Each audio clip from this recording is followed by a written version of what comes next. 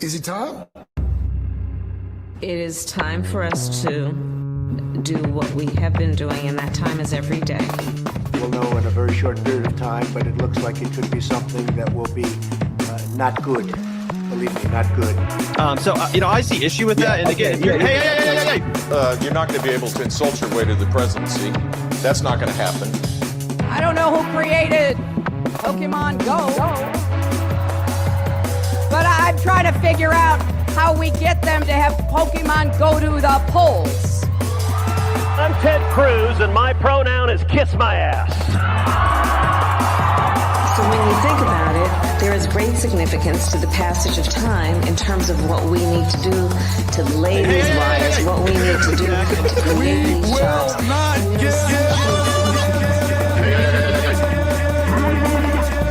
America is a nation that can be defined in a single word. I was going to put him Not good. Believe me, not good.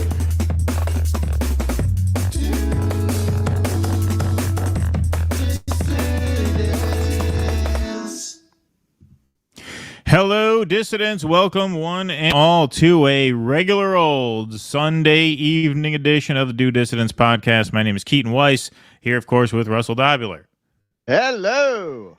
Back in the studio, just two Jews and their books tonight. No on-the-street action, although we do have some pre-recorded on-the-street action that we cut together that we'll show you guys. But We do. how's it feel to just be doing this from the comfort of your home? Must feel good. It's nice. It's nice. The eagle-eyed among you will notice a couple of new souvenirs that have joined the bookcase. I see you got the Jose Vega for Congress postcard. No, that's that not was brand new, but that was there. Okay. No. Yeah, I just don't always observe that closely. Where's Nighthawks at the Diner? Where's Nighthawks at the Diner? One of my favorite paintings. I don't see it. Anyone who likes I see it. Tom I Waits see is it. bound to like that painting. Right above your left shoulder there. That's where it is. I see it. Yeah, right there between you go. the Zulu coconut and the vase from Greece. And I also got this from the Art Institute. Oh, beautiful. Beautiful. They, of course, have American Gothic there. That was about it for souvenirs. I just got some fridge magnets. That's what that is. That's a fridge magnet. Oh, there you go. And All right. and a mug. And a mug.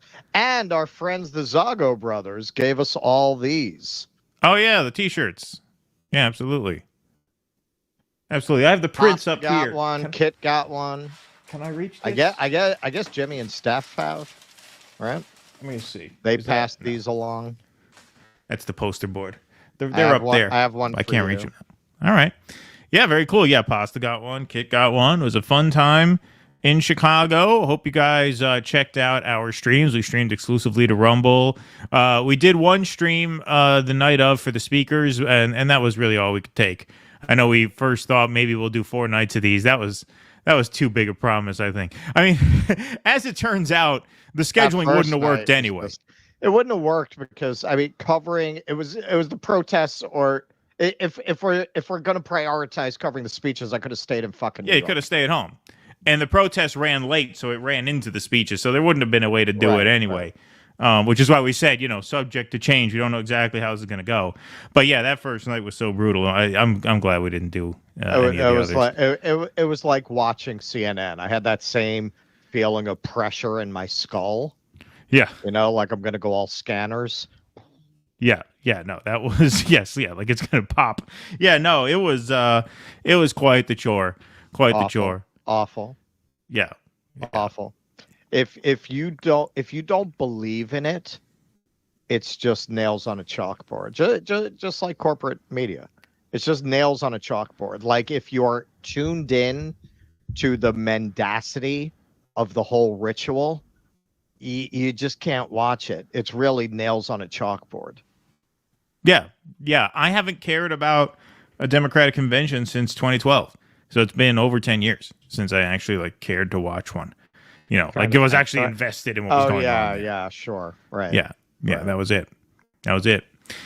Well, folks, we have a lot to get to tonight, and we have the Q&A on Rumble. So let's get started. So this is going to be a bit of a convention recap show. We obviously have other stuff to do as well. But we covered night one of convention speeches, lots of speeches over the course of the 4 days. But who was snubbed were, of course, the uncommitted delegates. Democrats reject Gaza protesters' demand to give speaking slot to a Palestinian. Now, by Gaza protesters, see, the BBC didn't bother to distinguish the uncommitted delegates who were there as quote-unquote protesters inside the United Center and the protesters out on the streets who Russell was hanging out with. Those are two different groups of people. So when they say Gaza protesters here, that's a bit of a misleading headline, because these people pictured here are the uncommitteds who asked for a chance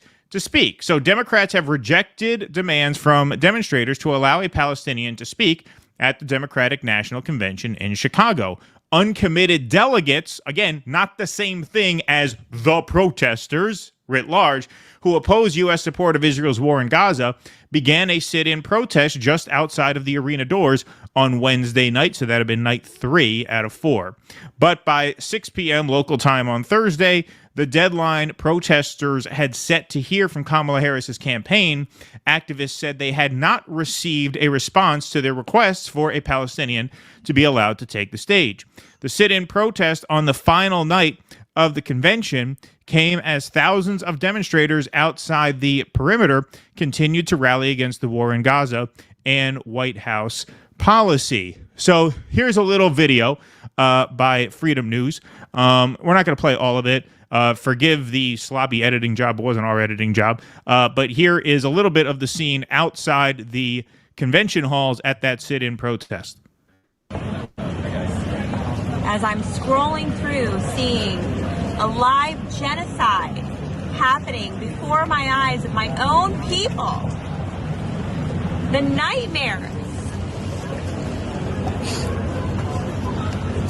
of Palestinians like Rima, an elected official from Ann Arbor, the voices of Palestinians like Rua, the voices of Palestinians like Sabrina.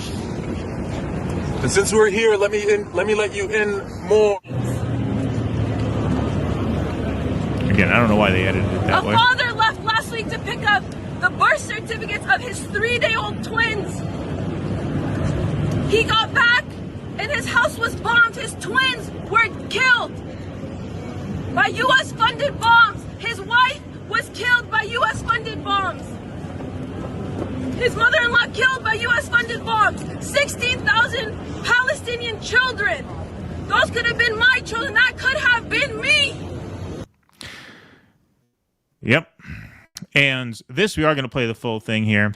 Watch Palestinian American and Democratic Georgia State Representative Rua for Georgia reads the unity speech rejected by the DNC and the Harris campaign. So all of these speeches were obviously pre-written and pre-approved by the DNC, meaning, you know, Michelle Obama's speech, everybody's. And this was the speech that they had drafted, that they submitted, and that the DNC rejected. Okay, so she ends up reading it outside for the media. It's frankly very sanitized. It was meant to This is the lead into have it. an opportunity to represent a Palestinian voice. But I'm incredibly dismayed because we came here to offer a gift. We came here to offer an opportunity to bridge the gap between our party and our voters. Because when you looked around that convention, everybody, you literally looked around, so many people wearing their pins, their kufiyas, their flags. It's very unfortunate. My name is Rua Roman, and I'm honored to be the first Palestinian elected to public office in the great state of Georgia. That's right. And the first Palestinian to ever speak at the Democratic National Convention. My story begins in a small village near Jerusalem called Suba, where my dad's family is from. My mom's roots trace back to Al-Khalil or Hebron. My parents, born in Jordan, brought us to Georgia when I was 8, where I now live with my wonderful husband and our sweet pets. Growing up, my grandfather and I shared a special bond. He was my partner in chief. Whether it was sneaking me sweets from a bodega or slipping me a 20 into my pocket with that familiar wink and a smile. He was my rock. But he passed away a few years ago, never seeing Suba or any part of Palestine again. Not a day goes by that I don't miss him. This past year has been especially hard as we've been moral witnesses to the massacres in Gaza. I've thought of him, wondering if this was the pain he knew too well. When we watch Palestinians displaced from one end of the Gaza Strip to the other, I wanted to ask him, how did he find the strength to walk all of those miles decades ago and leave everything behind? But in this pain, I've also witnessed something profound. A beautiful, multi-faith, multi-racial, and multi-generational coalition rising from despair within our Democratic Party. For 320 days, we've stood together demanding to enforce our laws on friend and foe alike to reach a ceasefire and the killing of Palestinians, free all the Israeli and Palestinian hostages, and to begin the difficult work of building a path to collective peace and safety. Wow, that's really why we are hateful. here. That's really divisive, isn't it? Yeah. Freeing all the hostages on both sides and creating a pathway to peace. You know what her mistake was? She put the word massacre in there. She called it a massacre. That's probably what they didn't like. You're not supposed to call it a massacre. That's too active, right? You're supposed to say thousands of Palestinians have been killed. The war has been devastating. To call it a massacre puts too much blame on Israel, probably. That's probably the word that did it. We'll play the rest of it in a minute, but anything for now? I think the mistake she made was being a Democrat while Palestinian. Yes, yeah, that's true. That's thinking big picture. You're right. Members of this Democratic Party committed to equal rights and dignity for all. Look at this. What we do here Look at how echoes she shills around now. the world. They'll say this is how it's always been, that nothing can change. But remember, Bonnie Luhamer shunned for her courage. Yet she paved the way for an integrated Democratic Party. Her legacy lives on, and it's her example we follow. But we can't do it alone. This historic moment is full of promise, but only if we stand together. Our party's greatest strength has always been our ability to unite. Some see that as a weakness, but it's time we flex that strength. Let's commit to each other, to electing Vice President Harris and defeating Donald Trump, who uses my identity as a Palestinian as a slur. Let's fight for the policies long overdue, from restoring access to abortions, to ensuring a living wage, to demanding an end to reckless war and a ceasefire in Gaza. To those who doubt us, to the cynics and the naysayers, I say yes, we can. Yes, we can be a Democratic Party that prioritizes funding our schools and hospitals, not for endless wars. That's right. That fights for an America that belongs to all of us, black, brown, and white, Jews and Palestinians, all of us, like my grandfather taught me, together. That is a speech that these pieces of garbage rejected. She gave them everything she wanted at the end. Most importantly, an endorsement. Don't forget, these are uncommitted delegates. They said, let's elect Kamala Harris. She gave you the Trump bashing thing. He uses the word Palestinian as a slur. They gave you the pro-choice bit that every Democrat apparently has to do now. She even gave you the yes, we can. She even gave you a little throwback to Obama there. Like, how much more conciliatory could that speech have been? You reject that speech. You get an endorsement from the uncommitted delegates. People who were sent there as a protest vote are prepared to give you an endorsement, and you turn them down because they mention the fact that there's a massacre in Gaza? I mean, that's what you're dealing with. And yeah, I mean, the way you put it was right on. They made a mistake of being Palestinian and a Democrat at the same time. Their mistake was asking the Democrats politely for a modicum of respect and recognition. Because they will not give it to you. AIPAC has a complete stranglehold on both parties. Anything that is going to upset their AIPAC handlers is not going to happen. On the macro level, that is why Kamala is up there talking about how they're going to fight Iran and they're going to always defend Israel. She gave them a little nod by saying, massacre and mass slaughter for 10 months, bad. Right. That's bad. Right. And that was about it. She just threw that as a little sop to people who are too young to realize what the Democratic Party is and what it isn't yet, to give them some veil over to cover their to protect their modesty and allow them to go and vote for this genocidal warmongering party. But even right down to saying Palestinians and Jews living together in peace, which again, don't say Jews, say Israelis. That's an insult to Jewish people. Do not conflate those things. That is exactly what Israel wants you to do. And that is an example of being about as conciliatory as she could be. Because in the end, Israel cannot continue to exist as a racist apartheid state. It can continue. South Africa still exists, but it no longer has a racist apartheid government. Sure, Israel can exist without its current premises. Those premises need to be removed. She's not even saying that.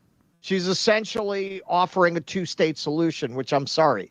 She's Palestinian. She's got to know that's not workable. Is she even offering that? Was that even in the speech? I think she just went, well, she doesn't let's have say a hostage that, swap and a ceasefire. We'll live together peacefully. I mean, it sounds like she's talking the language of the two states. And now, this, I don't want to go too far afield, but if you go and you read Ilan Pappé's 10 Myths About Israel, a lot of people are under the impression that with the Oslo Accords, that a proposal for a true two-state solution was on the table and it fell apart because of intransigence by Arafat and so on. They were never, even then, they were not offering a real two-state solution. The settlers were still going to be there in the West Bank. There were going to be certain areas that would be Palestinian and certain areas that would be Israeli. They were not allowed to have a military. They were not going to be allowed to have their own diplomatic services. They were essentially going to get to take care of the garbage collection and the sewage. And that was the two-state solution that was on the table with Oslo. So that was never offered. So as a Palestinian person, she's got to know it's a dead end. That was as good as it ever got. That was as good an offer as Israel ever gave. You can have a kind of Swiss cheese thing where you're nominally in charge of municipal functions. That was their idea of a two-state solution. So the way it's been framed in the Western press, that, they were so close to peace and they never missed an opportunity to miss an opportunity, and they started the second intifada. They started the second intifada out of hopelessness, because they saw what they were getting, and it wasn't anything, really. They saw essentially a trick was being played on the Palestinian people. Right. Yeah. And so just a disgraceful headline coming out of the DNC, not even a speaking slot from people who were sent there ready to endorse you. And think of what oxygen that would have taken out of the protests, right? I mean, not that the protests would have stopped, but that would have been a huge PR nightmare for the protesters who are out there rightfully, the ones who weren't polite to the Democrats, the ones who are out there rightfully in the streets. If the uncommitted delegates, the people who we ostensibly sent there, those of us who vote in Democratic primaries in the states where they actually won a couple of seats, that would have been a repudiation of the protest. It's actually kind of a disgusting thing to do, to go there and offer your endorsement. I mean, I don't want to be too hard on them, I mean, they obviously feel this very strongly, but what are you going there offering your fucking endorsement for? You should be out in the park with us. Right. Of course. Yeah. That is how extreme AIPAC's ownership of the Democratic Party is.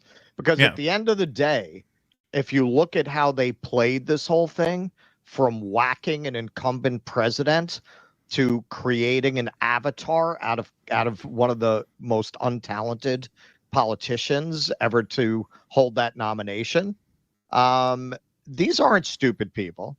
They had to have known that it would actually do exactly what you just said. If they put her on stage, that it would actually politically redound to their benefit. They can't piss off their AIPAC handlers. Right. Israel is not our client state. We are Israel's client state. Right. Exactly. Yes. Good point, Charles. Well said. We still haven't added that to the soundboard. Okay, now I'm back. Now I will do. We've had a lot going on the last few weeks. Yes, that's right. No more excuses. Now we're doing it. We'll take some super chats, folks. I got the super chats on my external monitor here. Hobbs, thanks for the $11. Hobbs45 says, I've been using this DNC brand Joy, and I've got to tell you, it's the best I've ever tried. Really cuts through grease in just 5 minutes a day, gives you six-pack abs. Maybe we'll read ads for that product, Hobbs. Thank you very much. And it's also a dessert topping. Yes, yeah, exactly. James Vanderzand, and thanks for the $4.99, my friend. Holding politicians accountable by giving them what they want, your vote and support, seems like a dumb move. Hashtag grow up. Thank you very much.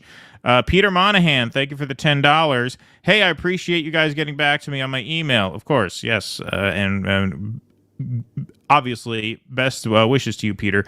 Thank you so much. Hopefully, in the future, we'll be able to talk. Looking forward to show. Wanted to thank you so much for all your effort and energy. Thank you, Peter. Appreciate that. Thank you. Amadeus, thank you for the $2. Invite the Hawk Tua girl. Hey, that Hawk Tua girl is going to be Kamala's press secretary, so we're going to be hearing from her for quite a while. Don't forget, she's got a real future. RFK, first Kennedy in 100 years with zero charisma. Thank you. I gotta say she is kind of a natural. Like she knows how to play her type for comedy. Oh yeah. Oh yeah. No, she definitely has skill. She's definitely got natural talent. Not just in the Hawk Tua area. Yeah, right. Yeah, not just that Hawk Tua-ing. Elvira should run with Al Bundy, says Amadeus, as her running mate. Thank you. Thanks for the $2 and the thumbs up from JM. Appreciate that. Italian Stallion for $5. Thank you very much. Says it means nothing if Uncommitted are going to vote for her anyway. That's why the DNC didn't take them seriously. Yeah, no, they figured there's nothing in it for them. So fuck it. What would have been in it for them is they would have gotten that would have been a slap in the face to the protesters outside. Right. But that wasn't worth it. As Russell said, it would have pissed off too many people in too many high places. Right. They would have gotten those phone calls from the Mossad. Right. Yeah, exactly. When they get those phone calls, all of a sudden the MK Ultra programming kicks in. They wake up naked in the park with the remains of a squirrel in their teeth. Yeah, right, exactly. Susanna, thanks for the $5. Did you know that the DNC gave press passes to 200 loyal TikTok influencers? Yes, I did, rather than the legit press, and then they flew them to the convention. Yep. I did know that. Thank you, Susanna. Putz the Mouse for $1.99 says, I love you guys. Keep up the good work. Love you too, Putz the Mouse. Thank you. Let's see here. Well, and as some have pointed out, Dave Sirota could not get a press pass, but Matt Walsh did. Yeah, Matt Walsh was able to sneak in. Wasn't Charlie Kirk able to get in too? Yeah, they gave Charlie Kirk one. You're better off a right winger if you want to deal with the Democrats. Yeah, exactly.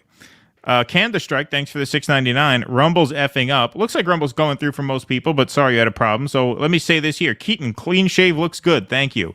Great job covering the protest, Russ. Yours rapidly becoming my favorite channel. Thank you very much. That's very kind of you. Who's your favorite channel now? Yeah, who is your favorite channel now? Who do we have to overtake? Who do we have to knock off? Yeah. Amadeus for $2. All Democrats equals fake opposition. Period. Thank you. John Posey for $10 says, how about an airlift rather than pretending that a two-party state is ever going to work? Thank you, John Posey, for that $10. Kuznetsky Bassane for $4.99 says, I will never pledge allegiance to the United States of the donor class. Thank you, Kuznetsky. Landrew for $100. Let's get a cowbell out. The cowbell is back. The physical cowbell is back, is it not? Do we have it? It is. Beautiful. Landrew says, thank you for coming to Chicago. I guess you're from Chicago, Landrew. I miss seeing you, Nick and CJ, too. Vote no on genocide, Kamala, free Palestine. All right, let's give Landrew a sound drop. Landrew is dead. Thank you for that. Oh, there we go. That's very kind of you, my friend. Appreciate that. We got a nice crowd in here. 2.1 thousand in the YouTube chat, 1.3 thousand in the Rumble chat, which is, of course, good for if the loop is killed.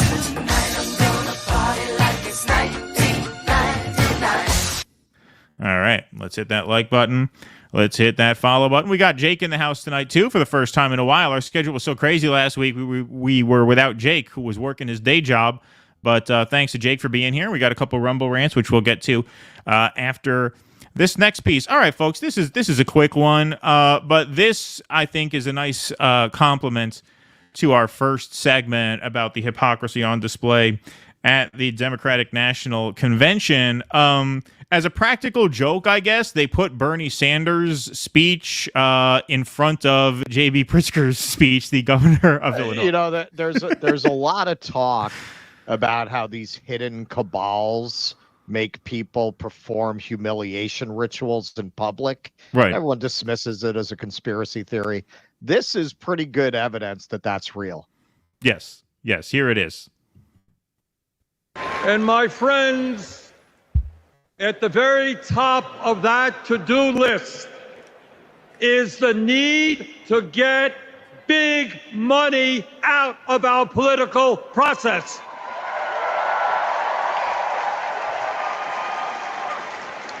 Billionaires in both parties should not be able to buy elections, including primary elections. Donald Trump thinks that we should trust him on the economy because he claims to be very rich. But take it from an actual billionaire. Look at that. Trump is rich in only one thing: stupidity. Now, as we know from the previous segment, the DNC pre-approved all of the speeches. They didn't let anybody just go up there and wing it because they rejected the speech that the uncommitted people gave them. So they obviously knew Bernie was going to go up there and say billionaires shouldn't be able to buy elections. And they knew that this guy was going to go up there and get the dig in that he's a real billionaire and Donald Trump is not. So was it not a practical joke to set them as like two adjacent speakers on the same night? Well, if you look at how stage managed this convention was, it's like saying Stanley Kubrick didn't mean to put that shade of orange there. Yeah, right. It's like saying all the teddy bears in The Shining were just happened to be there. Happened to be there. They really coordinated this very tightly and with a lot of forethought. So no, there's no way that was not on purpose. And God, and this is part of what made the convention so sickening and impossible to watch for anyone who is not a blue MAGA moron. Look at what they're clapping for. Oh, yeah. I'm a real billionaire. That's really? And if you ask any one of these people, are you on the left? They would say yes. Yeah, of course. They have no concept of what that word means. And as we've increasingly been getting into, because I've been doing more and more research, partly because of our audience directing me towards sources, which I appreciate. Yeah, man, this is by design. This is by design. They spent decades cultivating a left that has no class analysis, that has no economics, that cultivates the rebellious pose of the left, as Caleb Maupin put it in his book about Kamala, cultivating that pose of rebellion. So how do you cultivate that pose of rebellion without any economics? It all goes into lifestyle branding. It has to go into, that's why they're so obsessed with sexuality, because it's one of the few things they can use to kind of create some kind of conflict with conservatives at this point. Right. You have to go into more and more extreme kind of sexual permutations, because how do you claim to be a left with no economics? And the more society accepts, hey, you do you, the more bizarre they have to get to claim to be left. The essence of being left is economics. Without it, I mean, you're gonna what's next? Yes, everyone has the right to have their right knee amputated. Like what's next? What weird shit are you gonna put out there that no person with common sense would accept in order to claim that you're left as a way of avoiding discussing economics? I have a friend, our friend Kevin, who is going to be doing that show at La Mama in November that Jimmy's probably going to stream into. He put up a post showing a picture of like an 80-year-old woman who was jacked and an 80-year-old woman who had a walker. Right. you know, the point of the post was the choices you make every day have a lot to do with where you end up. And, you know, because he's in the theater, you got all these, you know, these people saying, you know, that's very ableist. That's it, man. They've cultivated people who think of themselves as left. They've cultivated this group whose default is neurosis and victimhood. They see everything in those terms. And if you frame it in those terms, they'll applaud fucking anything. They'll applaud anything. They'll applaud this fucking fat whale of a billionaire coming out on stage and distinguishing himself from the other billionaire by saying, I'm a real billionaire. Well, this is why, I mean, they wanted Michael Bloomberg to run. I mean, some people wanted Bloomberg to run in 2016 because of this, because they actually thought it would be a great own to have real billionaire, a real self-made billionaire run against Donald Trump. A lot of the libs were kind of into that. I mean, they loved Hillary, but they're thinking, hey, wouldn't it be great if Bloomberg ran because he could say he's a real billionaire? I'm like, yeah, that's going to be a real own 7 years out of the worst financial crisis in 80 years, where the only reason Donald Trump has a chance at winning is because people in the middle of the country hate billionaires, hate coastal billionaires. Yeah, it's a great idea. Run the real billionaire. Yeah, and then in 2020, that was kind of the basis of his campaign, which didn't go very far. But that was why he threw his hat in the ring. And there is a contingent of Democrats who really think that that's an own, because they really, what they care about first and foremost is how do we humiliate Donald Trump? And they see Donald Trump as being insecure about his wealth, which there's not really much evidence that he is insecure about that now. I mean, I heard back when he was hosting The Apprentice that you had to sign a little thing. Penn Jillette said this. He said you had to sign a disclaimer that you wouldn't joke about how much money he had. That was back then. So maybe there is something there. But that didn't seem to really bother. I mean, people brought it up during the campaigns. It didn't seem to hurt him that much. Like, he seems to be thick-skinned enough where he knows when he dishes it out, he's going to take it back. Like, why would you think that was his weak spot, especially in 2016? But to a lot of Democrats and to a lot of liberals, they just love making up that Trump is triggered or Trump is humiliated, even when he's not. Trump must be roiling mad that Rachel Maddow had this great monologue about, like, well, he doesn't, like, it's just fantasy. It's just fantasy. And I think part of it is that. So part of him going up there and saying, I'm a real billionaire, was that. They thought, hey, this might trigger Donald Trump. I also think they didn't want Bernie's anti-billionaire message to, like, percolate too much. Like, they wanted to, like, 20 minutes later, hey, don't forget. Yeah, exactly. Yeah. Hey, don't forget. Yeah, we let that guy say his thing. Here's the real billionaire. And then they send Oprah and Michelle, a billionaire and many multiples of millionaire, out on stage to critique the rich. Yeah. That is the purpose of Michelle. That is the purpose of Oprah. That is the purpose of Kamala. That was the purpose of Barack Obama. It is to put these diverse faces out front of the same old wealth inequality. It is to throw the emphasis onto diversity in order to create an illusion of progress. And I don't blame these fucking vampires who have all this money for wanting to go out and con people with these FDR platitudes. I blame the people for swallowing that. How fucking stupid can you be to listen to Michelle Obama go out on stage talking about how her daddy didn't trust people who wanted more than they needed? How many mansions do the Obamas have? She charges, I mean, at least, I mean, the number that came out in the press was $750,000 for, like, a speaking fee. Let's say that's off by double. Let's say that's off by fact. Let's say you charge $400,000 for a speaking fee. That's not asking too much.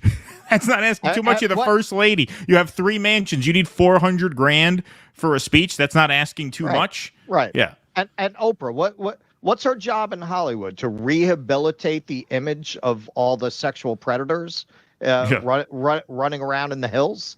Like that's basically her job, to take the most loathsome, depraved people in Hollywood and clean up their image by taking pictures with them. And if you think that one of the most powerful, well-connected, richest long-lasting people in Hollywood did not know what her buddy Harvey Weinstein was up to when your average PA knew about it, you're out of your mind. She knew all about it. They all did. All right. And speaking of which, Bill Clinton. Right. Bill Clinton. That too. So we can't use it because the Daily Show will fucking copyright strike us in a heartbeat. Jon Stewart had a great little piece on all of that, on Waltz getting up there and calling out people who went to Yale and showing how many people who went to Yale were on that stage, calling out billionaires, and Kamala talking about sexual predators. And you got Bill Clinton. Bill Clinton is a confirmed sexual predator and a credibly accused rapist. Yeah, no, I did see that Jon Stewart segment. He's going to get in trouble for that. He's going to have to do an anti-Putin segment pretty soon to make up for that. I would expect one next He's going to week. have to do it John Cena. He's going to have to go out on stage naked, holding his junk. Yeah, exactly. All right, folks. We got some Rumble rants to get to here. Kenman G. Cornell West, brothers Keaton and Russell, please refrain in the future from using brother bad language so close to my brother ear on your brother live stream. That's right. We should play that, actually. Maybe we'll put that up. I have to upload that. Maybe we'll do that as part of the Q&A. That was maybe my favorite Due Dissidence moment ever. That was hilarious, man. It was rather humiliating in the event, but it was very funny. Yeah, it was even funny at the time. Yeah, I thought it was pretty funny at the time, but then again, I wasn't there to get my ass kicked. Being there and trying to get that situation under control, trying to find the volume. Bonzo Bean says, why aren't you two wrapped in American flags? # unity ticket. I know, short notice, man. Short notice. Couldn't get him in here quick enough. Let's see. Oops, I think I may have erased one. Jake, if you can find the one that I erased, I think I erased one by accident. Sorry, man, and thank you. Ken Texican, thanks for the $50. That's nice of you. Let's have a cowbell for Ken Texican. Russell's, what does BOG stand for? Reporting in Windy was stellar. I'll be working to get Greens on ballot in the Bluegrass this week. Not too much time to catch DD, but no, you guys will keep busting chops where it needs be. Well, thank you, Ken Texican. That is very kind of you. A lot of us have asked for a long time for us to interview Jill Stein, so we did. We on did. The ground twice. That's right. Second one, the sound was kind of fucked up. I haven't even looked at that. Is any of it? Oh, the second one was tough because of the sound. Yeah, I haven't watched that back yet. We had problems. But we got one good one in, and we'll see if we can talk to her again. All right, folks, we're gonna do something pretty special that we're excited to be able to do for our friend Dan Richmond, the Motley Jew, as you know him. He's a patron, friend, and supporter of the show.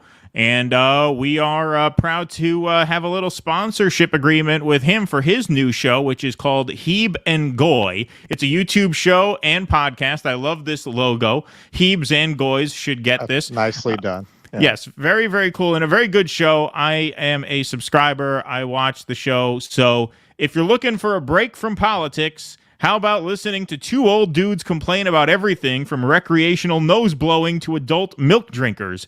For more info, search for Heeb and Goy where you get your podcasts, or go to heebandgoy.com. That's Heeb and A-N-G, goy.com. And just search Heeb and Goy on YouTube and subscribe to their channel. It's a great show. I'm not just saying that because he's paying us to say it. One of the reasons why I was excited to do this is because I like Dan a lot. Dan calls in. He's very funny. Those of you who tune into our patron shows or the post-show question and answers knows he's a very smart, witty, and funny guy.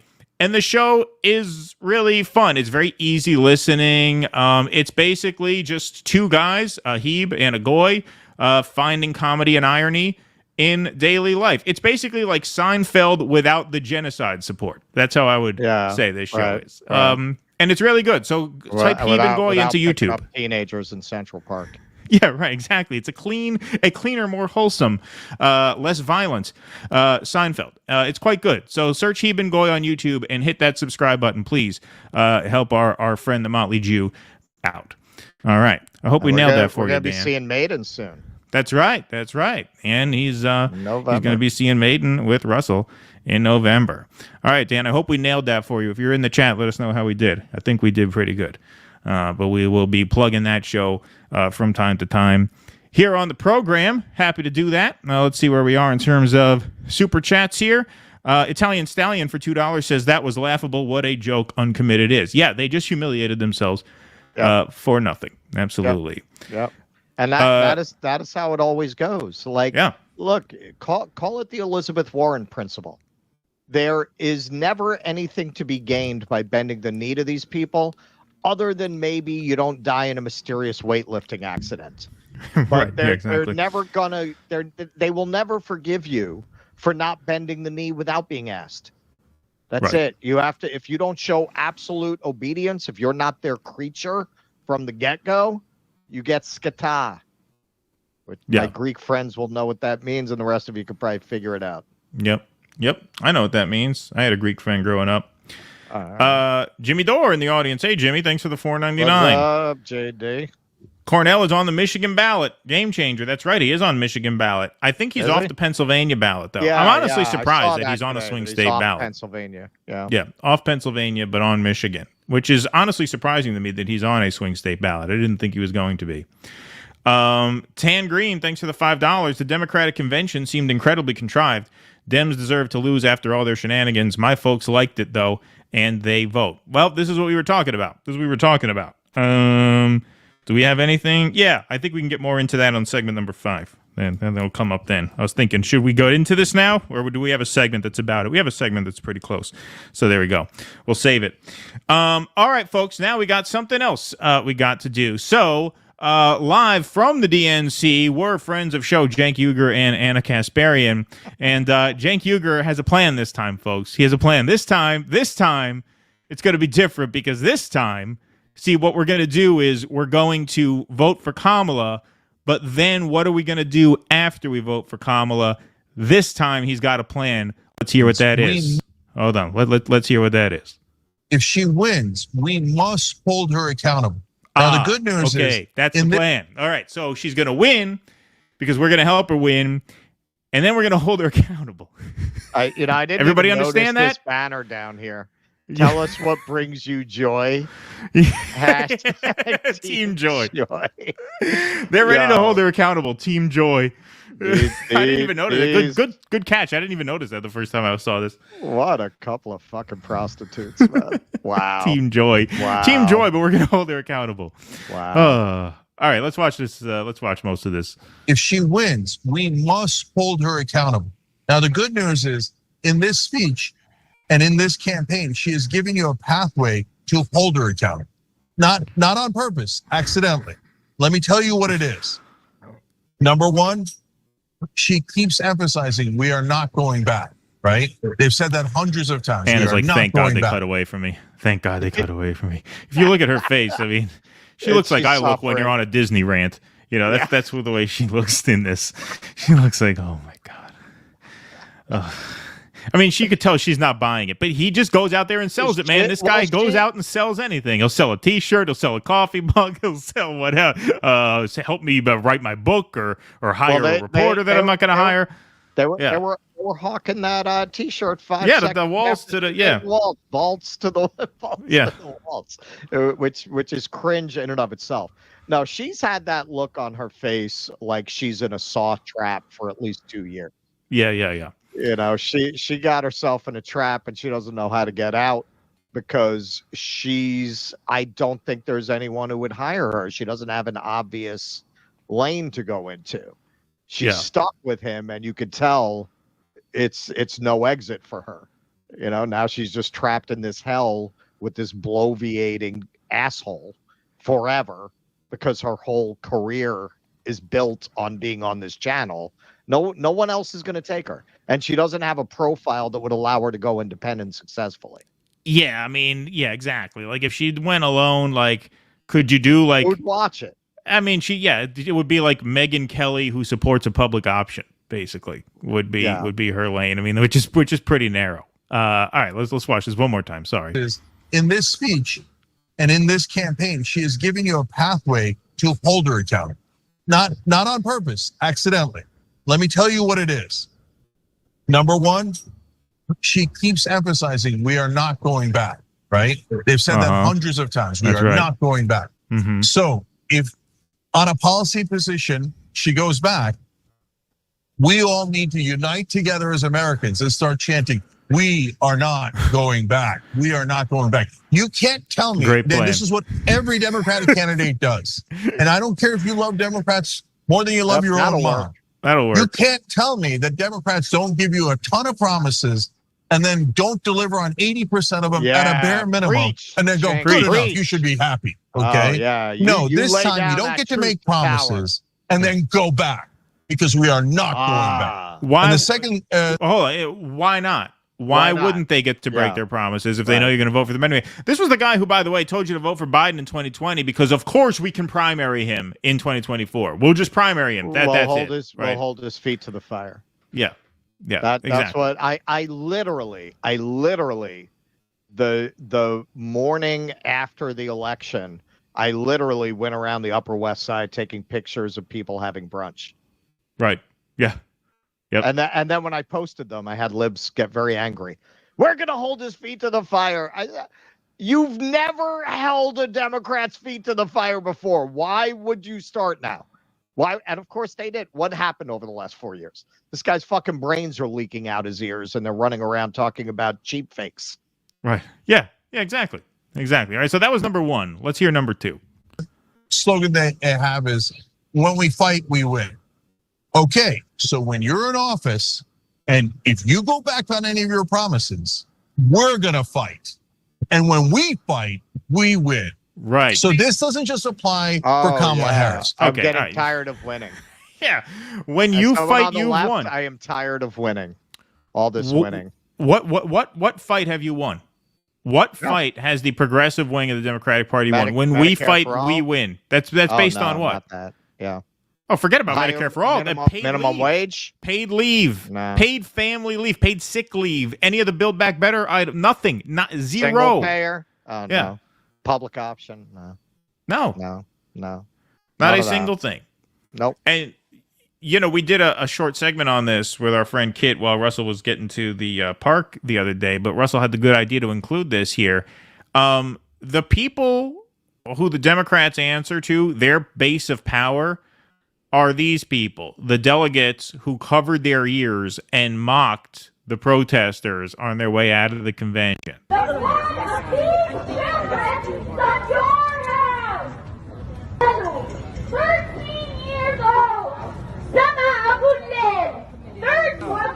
Say it again. Mock them again. Mock the children again. Do it again. 18 years old. 18 years old. Yusuf Hassan. 18 years old. Turn around and join the uncommitted delegates in the protest. Okay, so that is who the Democrats answer to. Not you, Jenk. Not your followers, Jenk. You guys validate those people. You guys give those people power. And in return, they give you nothing. They would not even let the uncommitted delegates speak. So in what reality do you say, when we fight, we win, they better be afraid of us? These are the people they answer to, not you. You're empowering these people when you vote for the Democratic ticket. That's who you're empowering. Those are the only people they care about. The people who won't even hear the protesters because it hurts their ears. They have to cover their ears and roll their eyes like this guy. That's who pulls the strings at the Democratic Party, not the TYT audience who gets suckered into buying Tim Walz t-shirts for $30 a pop. I mean, it's just so ludicrous. And this is now the fifth election cycle in a row that he's doing this. I'm counting midterms. 2016, 2018, 2020, 22, and 24. Fifth time in a row. The plan is we're going to vote for them, and then we are going to hold them accountable. It's just laughable. It's beyond laughable. I mean, you talk about who can fall for Kamala Harris's speech. Who could fall for this guy's speech? I mean, this is a whole nother universe of sad. Yeah. A Jenk is like a tent revival preacher. He just goes from town to town, pitches the tent, doesn't believe a word of what he's saying, sucks money out of people's pockets, and then moves on to the next town. He's just a con artist. Like, if there was ever any notion that he believed in anything, because that moment, I think a lot of us did think, well, maybe because he's from a Muslim background, he actually has some feeling about the Palestinian cause. Nope. I mean, he faked it pretty good. That's what's made him a successful con man all these years. He's been grifting. Look, man, he started out doing a Howard Stern act where he would send Anna out to peddle her ass for shoes at the mall, and then have her humiliate herself describing her experience, checking out women's camel toe and, making fun of women who had been against their will, like Britney Spears photographed en natural. That was how he started out, man. Then he saw the Bernie thing. And he said, now that's a grift. That's a grift I can get in on. And he's been grifting ever since, just kind of dancing around, trying to figure out where the trends are. But in the end, hey, man, he got that Katzenberg money. He always has to come home if he wants to stay in the good graces of the people he's really working for, the people with the real deep pockets, the people with the real money. So he comes back home. And now watching him giving just this shallow, I mean, it's so absurd at this point. Say, no, this time we're going to hold her accountable. This time we're going to hold her accountable. Who's left that falls for this? Like TYT, Majority Report, all these channels. This is just for shit libs who are a little embarrassed about it. So they need to be told that they're better than the delegates who put their fingers in their ears. That's who it's for. It's for people who have essentially the same politics as those people, but they're ashamed. So you got to hold their hand a little bit and tell them they're better than that. Yep. And I think, an alternate way to just brand yourself is to just do what the rest of America has done, which is basically just give up. Just resign yourself. Just give me the anesthesia. Give me that painkiller. Give me that shot of Kamala Harris in the arm, and let me fade into that good night as peacefully and quietly as we can. Like, at least that's a pitch. This whole idea, we're going to keep fighting, we're going to win. I mean, come on. Yeah, nonsense. All right, why don't we sell some dog treats? How about that? Sure. I like that idea. Sure. I like that plan. I'm proud to be a part of it. Proud to be a part of that. All right.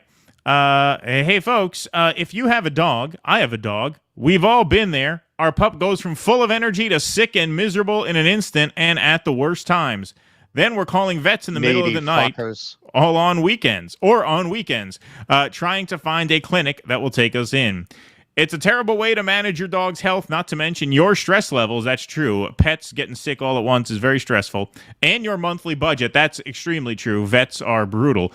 That's why you should have a pet emergency kit by Positive. It contains critical medications and supplies that can not only help you out of the veterinary office, but even save your dog's life. Their kits contain critical medications like activated charcoal, septic powder, and more. It might save your dog's life. So head over to positive.com and use code STUDIO to get 15% off your pet emergency kit. These can be very cost preventative, I would say, because when you have to go into an emergency room, if you have to go into an emergency room, that can cost you big money.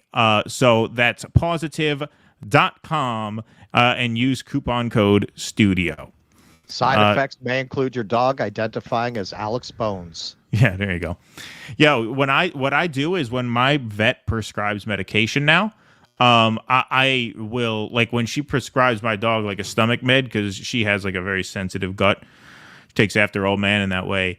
You're supposed to like give them all the pills. They give you like 20 pills for like $100, and then they say, okay, cycle through all these. We never do. I give them like 5, and then the infection goes away, and I just keep them on hand.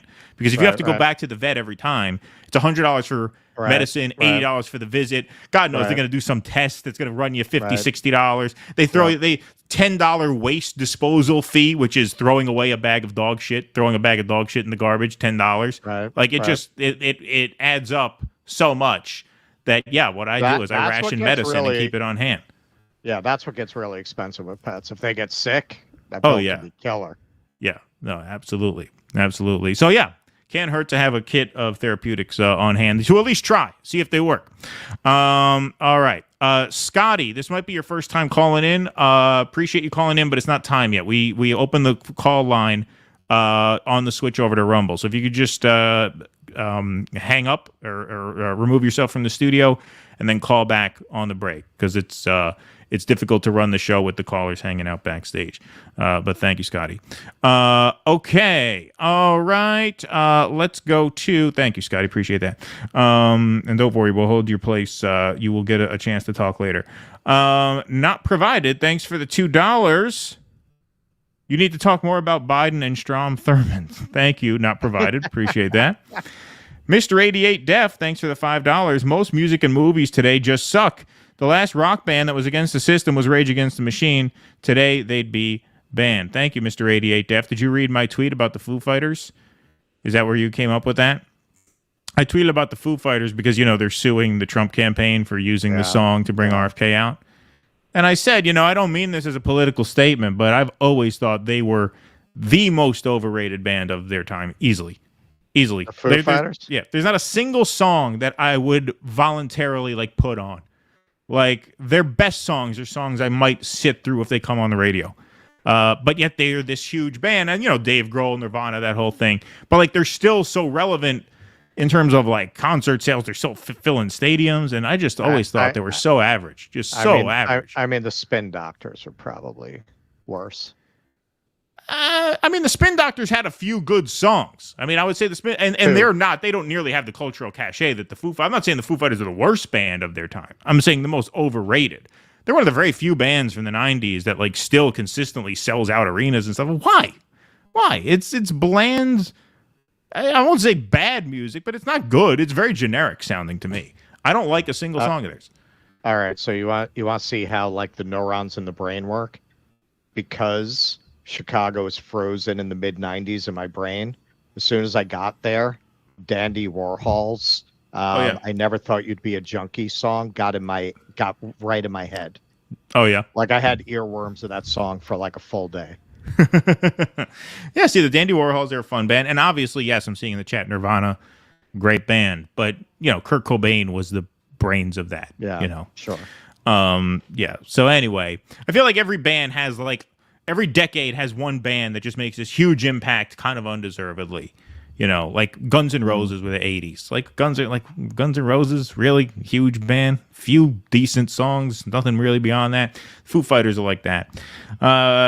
Anyway, Candace Strike, thanks for the $7. Really, Nirvana is the defining band of the 90s. Well, yeah. But that's a different, it's a whole different thing. Those songs were some of those songs, some of them were Smells Like Teen Spirit's a poppy song. Yeah. But some of those tunes were just so different and quirky musically, lyrically, About a Girl and Lithium Heart-Shaped Box. Heart-Shaped Box. Yeah, absolutely. What's the second track on Nevermind? People in the chat will know. In Bloom. Yeah. That's just a very clever song. That was just it. There was a sound and a chord structure and a vocal structure that was just so unique to that band. Where the Foo Fighters have none of that. It's just very generic music. But anyway, I digress. I never liked Red Hot Chili Peppers. That was another band that was very big at that time. That I was always whatever. Yeah, I'm not a huge fan of theirs, but they have some good songs. I would put on. Give It Away. I would put on Under the Bridge. I would play some. I would choose to listen to those. Foo Fighters have nothing that I would choose to listen to. Not a single song. Candace Strike, thanks for the $7. R.E., who's the favorite now? Yours, Due Dissidence is the favorite now. Oh, thank you. It actually lifts me up to hear you guys, man. Well, that's very sweet to say, Candace Strike. Thank you. Appreciate that. Thank you for calling out the DNC accurately, Russ, says Tan Green for $10. Thank you, Tan Green. Thank you. Pardon me. Kenman says Oprah knew about Cosby. Also, fuck yeah, man. That is her job in the Hollywood ecosystem, to put a patina of respectability on the most loathsome people in town. That's what she does. Meghan and Andrew, Weinstein. That's her gig. Conor McGregor was my friend. I assume that's your screen name. Thanks for the $4.99. Big Pimp Crew at it again. Big ups, Russell and Keaton. Thank you very much. Thank you. Cool Blue for $1.99 says, vote-wise, I am not going back to the D's. Thank you. Appreciate that. Yeah, we're not going back. We're not going back. That's right. We're not going back. We're post-duopoly, and we're not going back. We're not going back. That's correct. Henry DeShazo, thanks for the $5. I love that No Effects song, Two Hebes and a Bean, where they toured Houston with 311 on stage. They called it Two Beans, Two Hebes, and a... All right, I don't know if I could say that last word. I don't know if that's technically a slur or not, but it's not a bad, like, it's a one that everybody uses, but I'll be safe and not use it. But thank you. Appreciate that. Blunts and Otters, it's a word that starts with a W, that some people might think of as insulting. Although I don't know if technically it is. Glenn Greenwald, thanks to the $4.99, said it best. Most mainstream news people know they're lying, but when it comes to Jenk, really is that stupid. Thank you. Sparky, Kamala married a AIPAC handler. He knows he's lying. He's not stupid. I mean, how can he think they're going to hold him accountable? I mean, it's just beyond ridiculous. I mean, come on, what are you, crazy? Here's what we have seen. If you had any notion that there was any part of Jenk that had any honest intention, him flipping this way to Kamala after months and months and months and months of grifting off Palestine, as many others did too, that should dispel it. He is a tent revival preacher, and he has about as much belief in what he's saying. Yes. Okay. Let's do a couple Rumble rants here. Noah Goop, can you guys post that image of all the new wave voices I saw a month ago? It was you guys, Jimmy Blumenthal, and many others. I can't find it. Yeah, I think that's it. It's on the shirt. I'll grab the poster, too, while this next video is going, because we're going to have about a 10-minute video of Russell's protest footage coming up next. But thank you, Noah. Appreciate that. His Highness, completely off topic, Keaton, but have I heard you say you believe in LIHOP when it comes to 9/11, but you also believe World Trade Center 7 was demolished? If so, how do you square that circle? Yeah, what I've said is that the LIHOP theory is the theory I could pretty much explain from A to Z. Everything else, I have my suspicions, obviously, about that. But if I had to argue a case in court, I could argue the LIHOP theory in court. I couldn't really argue the other stuff in court. It just seems awfully fishy. So that's what I would say, His Highness. Ken Texican, boots on the ground. Okay. BOG. Thank you for that. Appreciate that. John from I am in Minnesota. You'd think D's wouldn't have been in power for the last 3.5 years. That's right. Thank you. His Highness says you guys are just jealous. Jenk won't date you. There you go. Okay. All right. Let's go to our next segment. Russell, you can set this up. This is yours.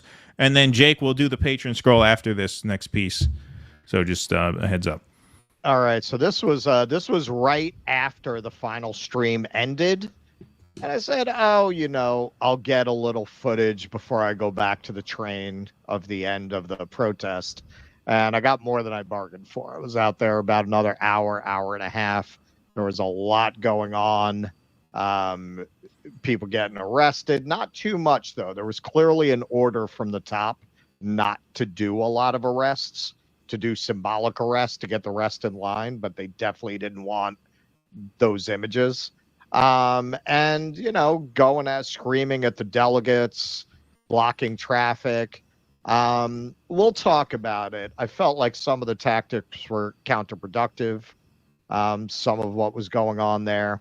And the end of it, let's just say I caught a final shot. It ended not with a bang, but with a whimper. All right. And just so we say for YouTube, the purpose of this is to document a historically significant news event. So this is documentary content here. We do not specifically endorse or condone necessarily everything that is seen here. That's for the YouTube people. All right. We'll full screen this. We'll mute up. This is 10 minutes. This is Russell's last bit of protest footage. It was not aired on Rumble, only aired on Twitter. So most of you guys, a vast majority, I would think, have not seen this yet. So we will let this play and then we'll be back.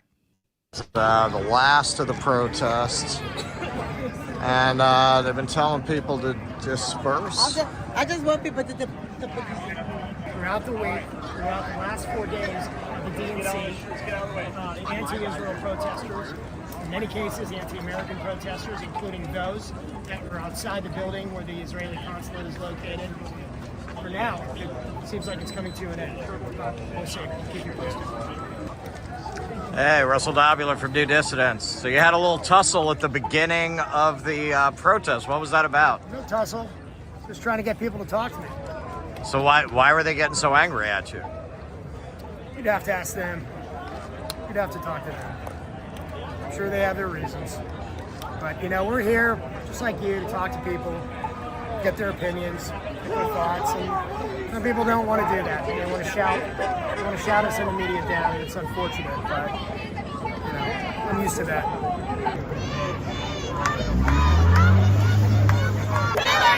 You can't hide! We charge you with genocide! Killer Kamala, you can't hide! We charge you with genocide! No further. No further. That's it. No further. Got you. You gotta back up. You Got you. gotta back up. I'm You back. gotta back up. I'm walking back. All these racist ass cops, we don't need them, Back up, we want freedom, freedom. All these racist ass cops. We don't need them, We just made an arrest of the guy you might have seen on our Rumble stream carrying the black flag. Things getting a little tense out here.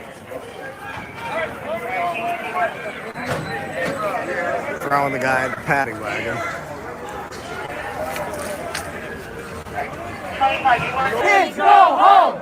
Pigs go home! Pigs go home! Pigs go home! Pigs go home! Pigs go home! Pigs go home! Shame! Shame! Basta! Shame! Shame on you! Shame on you! Shame on you! Shame on you! Shame on you! Shame on you! Shame on you! Shame on you! So these are delegates from the convention are being chased down the street. They're hiding their faces.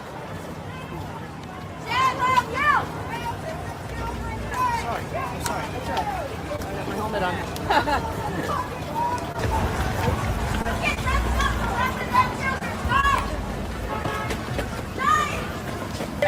Genocide supporters.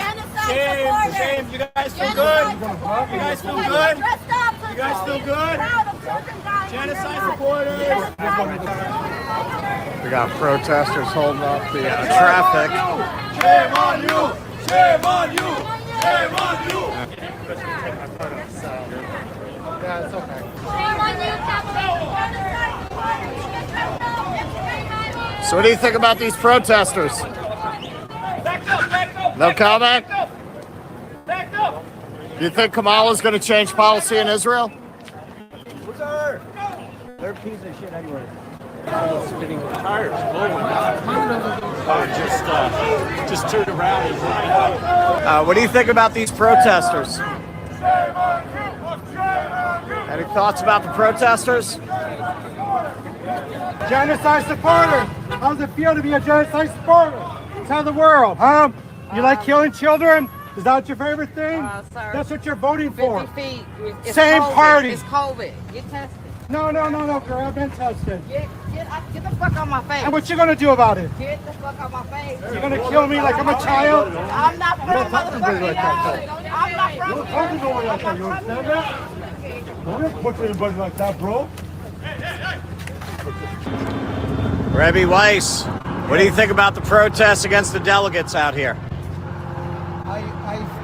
I think about the people in Gaza who are suffering so much, and with God's help, we hope that Kamala will, as she said, that she feels for the people of Palestine, that she will change the policy. She will understand, just like apartheid had to be stopped, that they will stop the legitimization of the state of Israel, the massacre in Gaza, the mere existence that's against God. We're not allowed to kill or steal. Judaism is to serve God. I hope she will change. There will be a sea change in politics. Did you listen to her speech tonight? I was out here demonstrating, as you know, in the park. Do you feel hopeful that she will change policy? I can only pray to God. We do, as it doesn't matter to us what the situation is. We keep on till the day comes when God, with His compassion, will bring an end hopefully speedily and peacefully to the occupation. I gotta say, the police have definitely been given instructions, probably because Brendan Johnson is mayor, to try not to make a lot of arrests.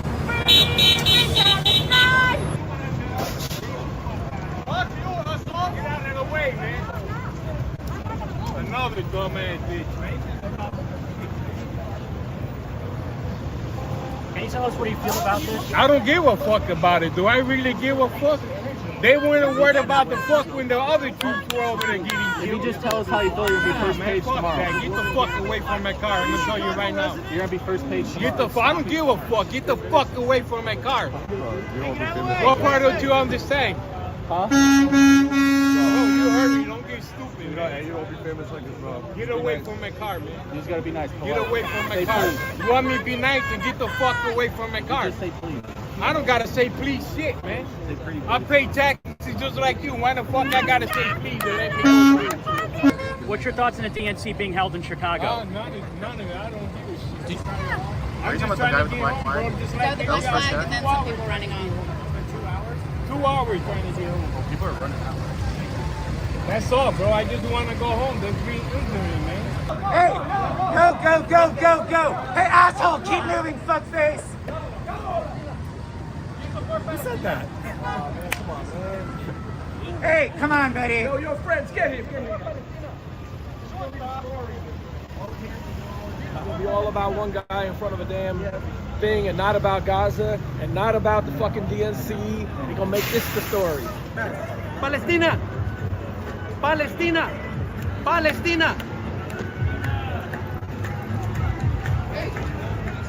you know that this is vehicular assault and it became when you let the car touch him?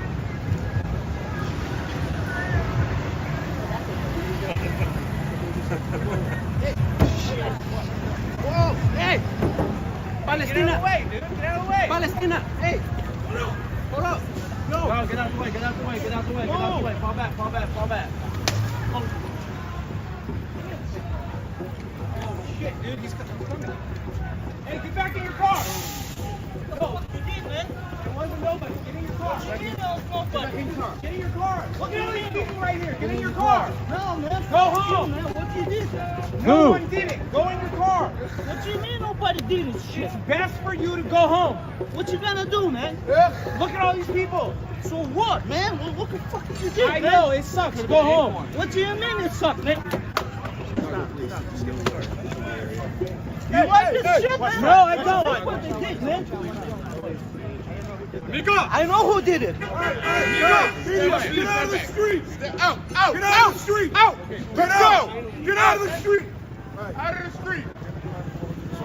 Get out of the street! Let's go! Get out of the street!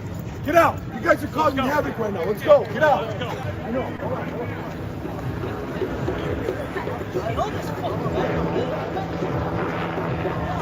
That's how you support Palestinians, right? Right? I don't care about your video, man. It's my fucking property.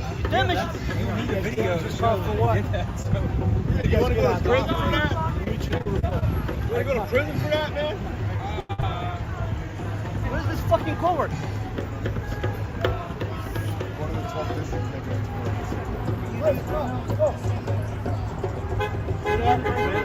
You can't do it right now. You have to go to the district.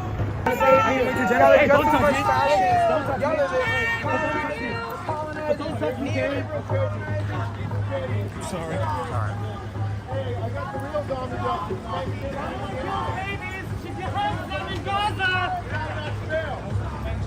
It's not a spell, man. I'll give you some real zombie dust. Some really good zombie dust. It's one of the best beers in the world. Stop the shame of genocide! Stop funding genocide! Stop funding genocide! Stop defending genocide! Stop defending genocide! Stop funding genocide! Stop funding genocide!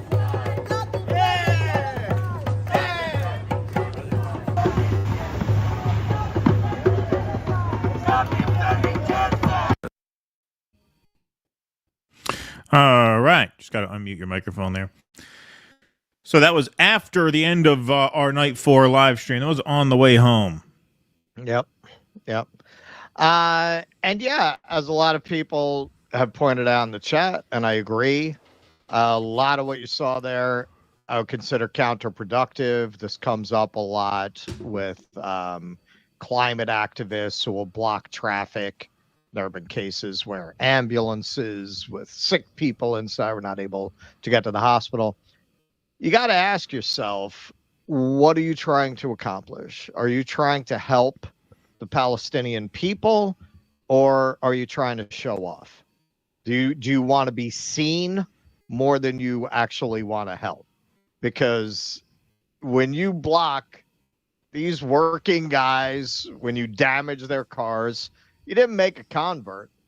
You didn't win anybody over. Now when this guy says, yeah, I hope the cops crack all their heads, now you're going to call him a bigot, right? Now you're going to call him ignorant, but you made him look at you like that. That's not helping. Now, in terms of don't get physical. In terms of yelling genocide at the delegates, fair game. Fair enough. They're actually on the field, involved, actively supporting these genocidal psychopaths. Fair game. Yeah, and they didn't block their way down the street. They didn't touch them. They just there was followed the one guy who got overboard, and another guy who was actually a protester backed him off. Yeah, said don't. Right, exactly. Yeah. Yeah, so, okay, you want to bother them. Holding up the traffic like that, that's why I featured that. You can see the result of that. That's not the way, guys. That's not the way. Well, look, I mean, I think there's two versions of that, too. I mean, I think what these guys did, like surrounding a certain car, right, and getting up in a guy's face, that's obviously not productive and not a good thing to do. In terms of, like, as an act of civil disobedience, if you want to sit on the West Side Highway with, 20 people and cause traffic and not move, I mean, I think that's civil disobedience. I think that's exerting pressure on the system. And I think that is of a different nature than like surrounding one guy's car or ripping the mirror off or something like that, because that's just being belligerent to a specific person, right? It's not a sit-in. It's not occupying a space. Like, these are all civil disobedience tactics that I think are on the table. Yeah. Sure. Like marching over the Brooklyn Bridge, right? We're going to march on the bridge. There's not going to be, the bridge is not going to be passable this afternoon because we're marching there. If this causes a problem, well, then either join us or call your representative and tell them to fix this shit. Because otherwise the system's not going to function as normal. Like, that to me is the point of protest. You shouldn't target an individual in this way, because that's not doing anything except making a sworn enemy out of someone who is not an enemy before you do that. Exactly. I don't think anybody could watch that footage and say, well, one more for the cause. Right. In terms of what you're saying, I mean, yeah, you've got a point. Like, how many protests can you have that are not going to disrupt anybody's lives? Right. I mean, to a certain extent, that's the point. Visible and meaningful. Mm-hmm. You're right. But I think that leaders of these movements, you really got to think those things through. You really got to think through whether you're making more friends than enemies. And I think you got to evaluate that on a case-by-case basis in terms of the action that you're taking. Because look, the Brooklyn Bridge, what you're talking about, it's going to hold people up. But if you're smart, you don't use the Brooklyn Bridge anyway. And there are two other bridges in very close proximity if there's an emergency. You could take the Williamsburg and you could take the Manhattan if you got to get into Brooklyn that bad, or out of Brooklyn that bad. But yeah, anyway, you slice it, what they were doing with these people, that didn't even strike me as you're doing it for the cause. And there was a guy on the side who said now the story is going to be some asshole standing in front of a car. And I think he was exactly right. Like, what is that accomplishing? Why are you doing that? Really? You're doing that to show off. You're doing that to show off because you want to be seen doing it. Yeah, and look, I mean, I think at a certain point too, frustration boils over. I think people who are out here over and over again, doing this over and over again, not seeing any change. I think that factors into things a lot. I think that causes people to lash out, and I'm not saying they should. You had plenty of delegates walking by. That I fully support. Oh, I'm not saying it was right to do. I'm just saying I think that as time goes on, I think people are more likely to just lash out in frustration. Not violently, and these guys were not violent, but that was not exactly civil disobedience, right? I mean, that was surrounding a guy, making his life hard for no reason, really, right? Civil disobedience is, hey, we're blocking the road today. Yeah, it's going to cause a disturbance. That's protest. If protest doesn't cause a disturbance, then there's no point, right? If we're all just going to play nice in a park somewhere out of everybody's way, what's the point, right? That's why you march to begin with. Well, to your point, the guy who said now it's going to be about one car, I cut this part, but the next thing he said, because I was trying to keep it tight, but the next thing he said was everybody does it or nobody does it. Right. Like, well, yes, exactly. He was making that point. Like, it's an act of civil disobedience.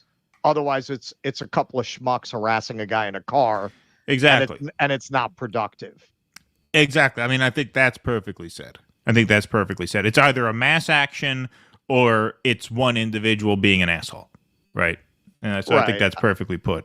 I would agree with that. And then there's also, it's interesting going out and doing this kind of on-the-ground reporting because, very often, look, everybody wants to get that shot. Everybody wants to get that story.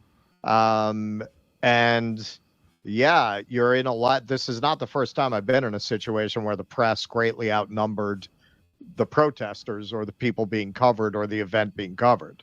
I mean, by the end of the night, it's basically 60 cameramen chasing a guy kicking a car. Like that's what it was by the end of the night. It was probably 90% press and 10% activists. Right. All right. We will move on. Jake, do you have that patron scroll for us, please, sir? If you got that, please toss that up on the screen. I don't know what happened. Oh, there we go. Perfect. Thank you, my friend. Hey, folks, you know what funds trips to Chicago? Your support. So you can go to patreon.com/do dissidents and help us fund more projects like this. We have a couple of projects coming up. We're going to try to get to the Workers' Strike Back Conference in February, and then we're going to try to put together a theater and arts festival the next month in March. So your support helps tremendously to fund these efforts. Patreon.com/do dissidents. You can also join our Substack as a paid member, dodissidents.substack.com, or you can join our locals at dodissidents.locals.com. For all the Rumble viewers now, 1,600 strong in the Rumble chat. That's what we love to see. You can join our locals by clicking that bright red join button underneath the video screen. You get your name up in lights here. You get call-in access to the post-show Q&As every Sunday night. Hey, tonight's Sunday. That means we're doing a post-show Q&A only on Rumble. Patreon members, locals members, and Substack members have call-in access to those Q&As. Also, you get access to bonus live streams. So we're going to do a supporter stream this Tuesday night at 8 p.m. That's right. Our next supporter stream is this Tuesday night at 8 p.m. So for just $5 a month on Locals, Substack, or Patreon, you get access to all those perks, plus the good karma of supporting independent media. All right, let's take some Rumble rants while this goes here. I am told on good authority that's time for another sound drop. In the year 2525. Beautiful. All right. Nice. Hit that like button over on YouTube and Rumble. Hit that follow button on Rumble. Hit that subscribe button over on YouTube. Thank you all very much for being here. 4,059 total between the two venues. Noah Goop, have you guys tried to get Roger Waters on? No, we never have. We should. Yeah, we're a little intimidated. I actually have. It's really hard to find a contact. And the people we know who would have the contact, we're not tight enough with to ask for it. Yeah. But yeah, we would love to have Roger Waters on, obviously. Sloppy Top 10. My dog is a liberal. Can he be cured of this with right-wing Rumble medicine? That's right. We'll see. We'll see if we can make that happen. Sloppy Top 10. Thank you. Was your dog enjoying the DNC speeches? Was he sitting in front of the TV wagging his tail at Michelle Obama during the convention? Was he irritating you? Do I speak through Patreon or Rumble? If so, how do I set up my mic? No, you were good before, Scotty. And the reason I call you Scotty is because your screen name is Buckeye Fan, and you had the Ohio State logo, so I put 2 and 2 together. You were fine. You click the link in the Patreon, and that sends you here after we go make the switch to Rumble, and then your microphone seemed to be hooked up fine, so you should be all good to go when we switch to Rumble, which should probably be a little over an hour. 007 Angelo, hi, gents. It's way funnier when Russell calls Jenk by his real name, Chunk. He needed to do the truffle shuffle to sell that BS he was spewing.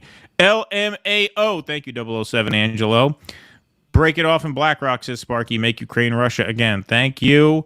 Make Ukraine Russia again. Don't even leave a patch called Ukraine lest it remain a carpetbagger's money laundry, a NATO playground, and become BlackRock's property. Thank you, Sparky. Appreciate that. Sparky's back. Hey, Sparky, we missed you this week. You weren't really around for the Rumble streams. What was that about? We missed. We were counting Rumble. On you. Yeah. Well, no, these were just on Rumble. These were just on Rumble. So back. Where the hell were you? Yeah, he's back. All right, let's see. We got some super chats here. Yes. Cool Blue for $1.99 says TYT needs to go the way of Kmart Sears. Sparky, bring Cynthia McKinney back from exile to be in the next U.S. presidential administration. Not provided. Thanks for the $5. Do you believe in aliens? Yes, I do. By the way, watch the channel Science and Futurism with Isaac Arthur. Yeah, I believe in aliens. I mean, there's got to be aliens somewhere. I don't know if they ever made it here. Maybe they did. But they're out there somewhere. That's my opinion. Louise Brooks, thanks for the $5. Jenk, a.k.a. Harold Hill with no redemption arc. We got trouble right here in River City. Thank you. Peter Monahan for $10 says, 2 weeks ago I did the Foo Fighters concert at Target Field in Minneapolis, Minnesota. I also worked at Pachyderm Studios in Cannon Falls, Minnesota, where Nirvana recorded In Utero. Oh, wow. Wow, so you worked their show setup. That's pretty great. God bless you for getting out there and working still, man. Kate, thanks for the $5. Why do journalists keep using anti-Semitic only in reference to Jews? Palestinians are Semites. Zionists are anti-Semitic. Well, that's another thing. You know, I'm happy you mentioned that because we got Rabbi Weiss's contact. You know, Russell interviewed him twice. And we want to have him on the show. And, you know, when he keeps just saying, you know, well, I pray to God, I would really be interested to talk to him about, like, theology a little bit and see, you know, what it means to him to pray to God. What is his conception of God? Right. I always kind of envy Jews who believe in God. Like, I would like to, I mean, God, the way Rabbi Weiss describes him seems like a good enough guy, you know, God. I mean, maybe it'd be nice to get to know God. I never could, but maybe he can impart some wisdom on us. That'll be a great interview. When we get it. I'm saying when. I'm not saying if. I think he's going to say yes. He seems like a mensch. I'm pretty sure. That's a man who really believes in his cause because he will go to preach his evangel anywhere. Right. He wants to be heard. And That's he right. is, we were talking about this when I interviewed him at Union Park. He brings it every time, man. He's got so much passion about it. He's so emotional about it. You never feel like he's not right there giving it his all. Anytime I've ever seen him speak, it's like he's talking about it for the first time. Right. Yep. Absolutely. Absolutely. A lot of these activists are like that, man. Like at the Jill Stein event or at the Worker Strike Back event, man, you talk to them afterwards. They've just been speaking forever. They probably say the same thing hundreds of times. They bring it every time, man. These are people who are really in it. You know, they really live it. And, I mean, they just have an incredible amount of fire in their gut, for sure. Okay, we will move on here. Got plenty more show for you guys. All right, folks. So Gavin Newsom, who many people thought was going to end up being the nominee this year, but he knew they had other plans. He knew it would be Kamala if it was Biden. That's why good little boy that he was. He kept his mouth shut, and he sat down with the Pod Save America guys to talk about the switch, as they call it. And here they are having a grand old time. Well, it's different. Sorry. There's an intangible. It's different. How are you feeling about the switch? I mean, the switch. No, we went through a very open process and a very inclusive process. It was bottom up. I don't know if you know that. Yes, that's what I've been told to say. Yes, it was a blitz primary, I believe is what they called it. It's a very, very fast blitz. Yes. I think it was a blink primary, so we call that. Oh, 30-minute convention between a tweet and another tweet. It's amazing how it happened. Yeah, it's been amazing. But it is so funny. amazing We is how told them unified everybody is. it was a popular democratic process. Right. Yeah. Absolutely. Someone get my snuff. Oh, are these mics on? No, they know they're on. They know they're on. Yep. This is that. They know. They're laughing at you. They're laughing at you. No, but listen to this last part. So this last part is really the best part. Blitz. I think it was a blink primary, so we call that. Oh, a 30-minute convention. You know, between a tweet and another tweet. It's amazing how it happened. Yeah, it's been amazing. But what is amazing is how unified everybody is. I mean, it's next level. So, and look, the fucking guy is correct. And this is what I keep telling people. You know, our friend Jen Perlman just ran and lost 83-17. God bless her. You know, running as an anti-Zionist Jew in Broward County is not something you do to get more popular. It's not something you do to get rich. I'm not of the opinion she's in it for herself, but I advised her not to do it the first time we met her. And this is why, because despite the fact that these people are openly saying, oh, yeah, the open process, yeah, right, yeah, it was great, a couple of tweets, half hour took to pick the nominee. What Newsom said is true. They are unified. They are unified. The people left in the party do not care. They do not mind being disrespected in this way.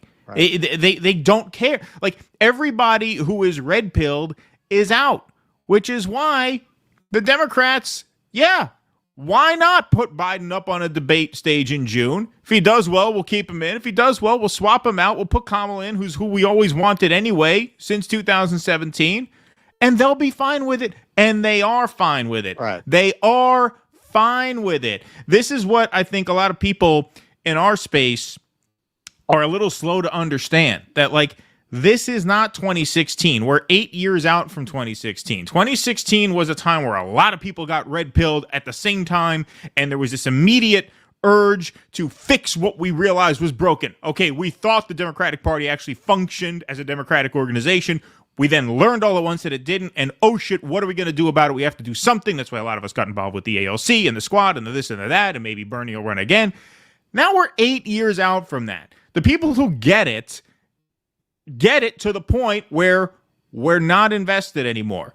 The people who are left to be invested don't mind. They don't mind. That's why it is useless to run inside the party, and that's also why Kamala might win, because this energy drain has really zapped both parties too. I think the country is in a much more exhausted and resigned place than it was in 2016. That's why the only Republican candidate who could get within a mile of Donald Trump, and that's as far as she did get, was Nikki Haley, was the normie.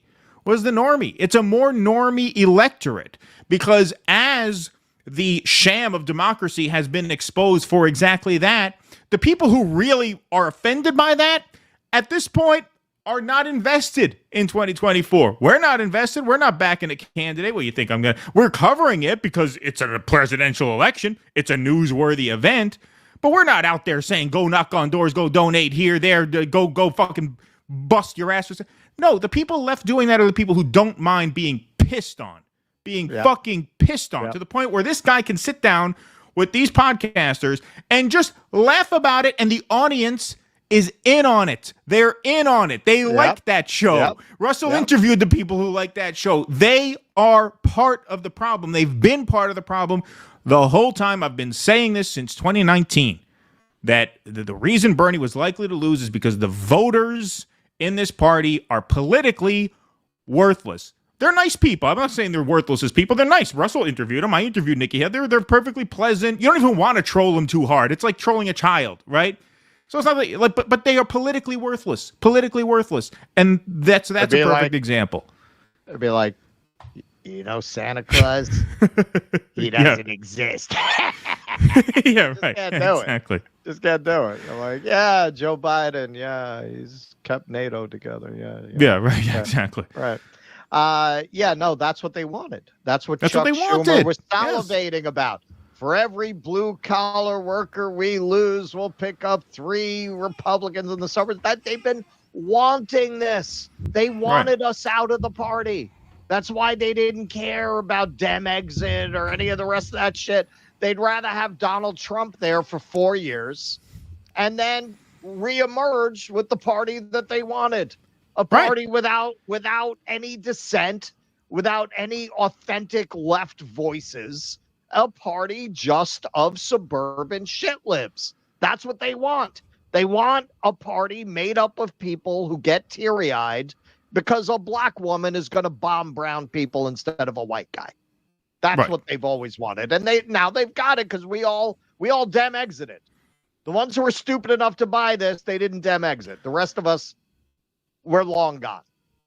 Yes. Yeah, exactly. Like, people who understand that they're powerless to do anything about it are not trying anymore. They're not trying anymore. And the only people left are the people who, of course, they're going to be totally fine with it. The people who were, look, there's this one guy on Twitter, I think his name is Chris Jackson, who was like all in for Biden, very offended by people who were saying Biden has to drop out because of his cognitive issues. He's the one holdout who's like, we should have stuck with Biden. Every single other person that I know who was all in on Biden's the nominee, this is a done deal, we're not switching him.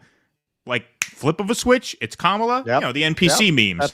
Biden is fit to serve. Flip of a switch. Okay, now we're for Kamala. That's the electorate. That's, you know. Those are the only ones left. Anyone who was not like that, 2020 Bernie campaign was the last straw.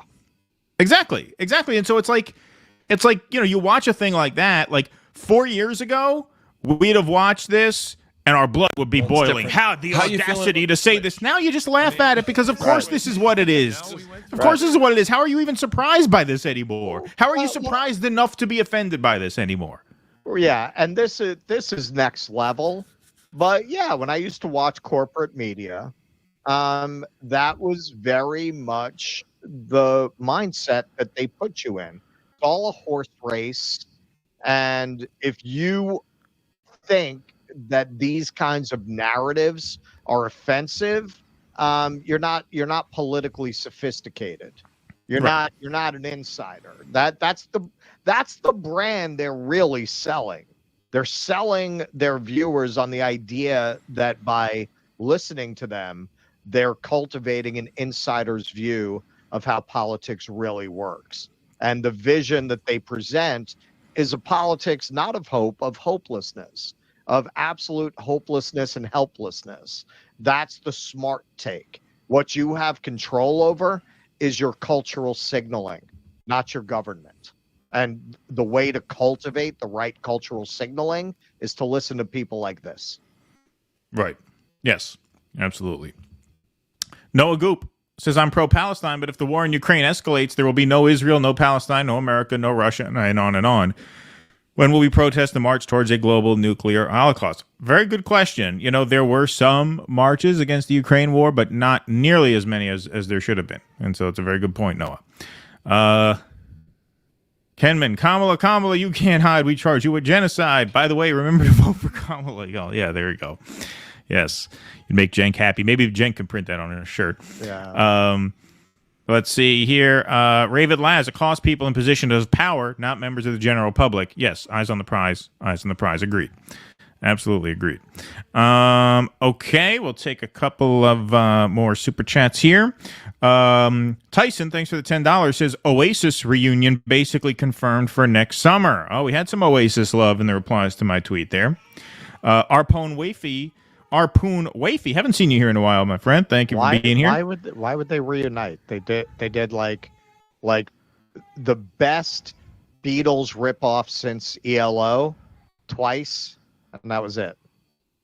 Oh yeah. Arpoon Wafy says, just catching up. You used my Bernie Pritzker meme. What a clown they've made of that man. Oh, so that was you who tweeted that out? You made that video meme? Oh, cool. Good job. All right. Happy to use it. That got around. It did. I saw a few people share that. Did pretty well, indeed. All right, folks, this is our last piece of convention coverage. This took place outside the convention. This is Micheal Tracey doing some reporting for Glenn Greenwald's System Update show.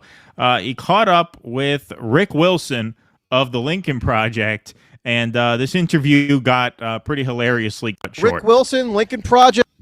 Okay, so Rick Wilson, Lincoln Project. First of all, have you ever seen a worse organized convention? Oh, yeah, logistically? Actually, about 4 times before in my life. Really? Yeah.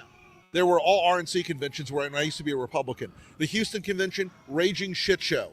The San Diego convention, raging shit show. The New Orleans convention, drunken shit show. Those 3 stand out particularly. This is not disorganized by any sort of historic standard Fat, at all. drunk, and Conventions stupid are is large, no way to go through life, multivariate, sir. complex machines. This one is not extraordinary in any way in terms of good or bad. What I am seeing is it's stressed to the max by the fact that millions of people, well, hundreds of thousands of people, want to be in that room. This is a bigger line than I've ever seen at any other convention, Republican or Democrat, that I've been to. And I've been to conventions since I was 8 What a years hack. old in 1972. So I've been around the block on these things a few times. I've worked conventions several times. I've been in the spin team on the Republican side in 2 Democratic conventions. So this is pretty well run, actually. And what they've accomplished so far, I think, is pretty extraordinary. Well, we covered the RNC last month, and I'm Okay, not. so that while he was giving that answer, his assistant there must have been like Googling Micheal Tracey or Googling system update to like see who this was. And watch this. I've been in the spin team on the Republican side in 2 Democratic conventions. So this is pretty well run, actually. And what they've accomplished so far, I think, is pretty extraordinary. Well, we covered the RNC last month, and I'm not making any partisan point, but I don't think we ever waited more than like 4 minutes to get through one of the security checkpoints. That many people interested in being there, then obviously. Yeah, we're done. We're done. We're not playing. Wait, you're playing this. No, no. Look at this.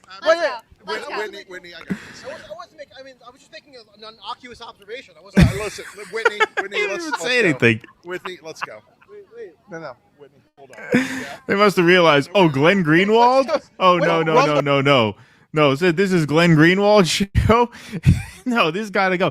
They are such hacks. I mean, they are such hacks to the point where even when he says this is the most disorganized convention, this guy has to come back. Oh, no, the Republican conventions that I was a part of, they were disorganized, not this one. Like the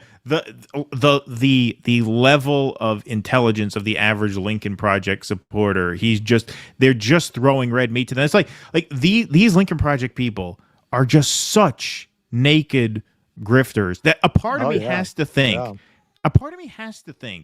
that they want Trump to win, because if Trump wins, that's 4 more years of the easiest money they can make.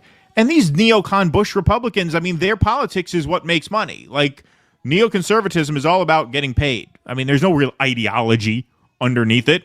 It's all about getting paid. The Iraq War, we're all going to get paid. Our friends are going to get paid. It's the whole thing.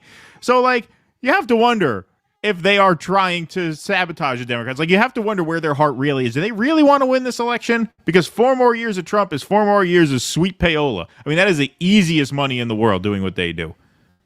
Yeah, well, Glenn was talking about how I never followed it that closely because it was just such an obvious grift. It didn't interest me that much.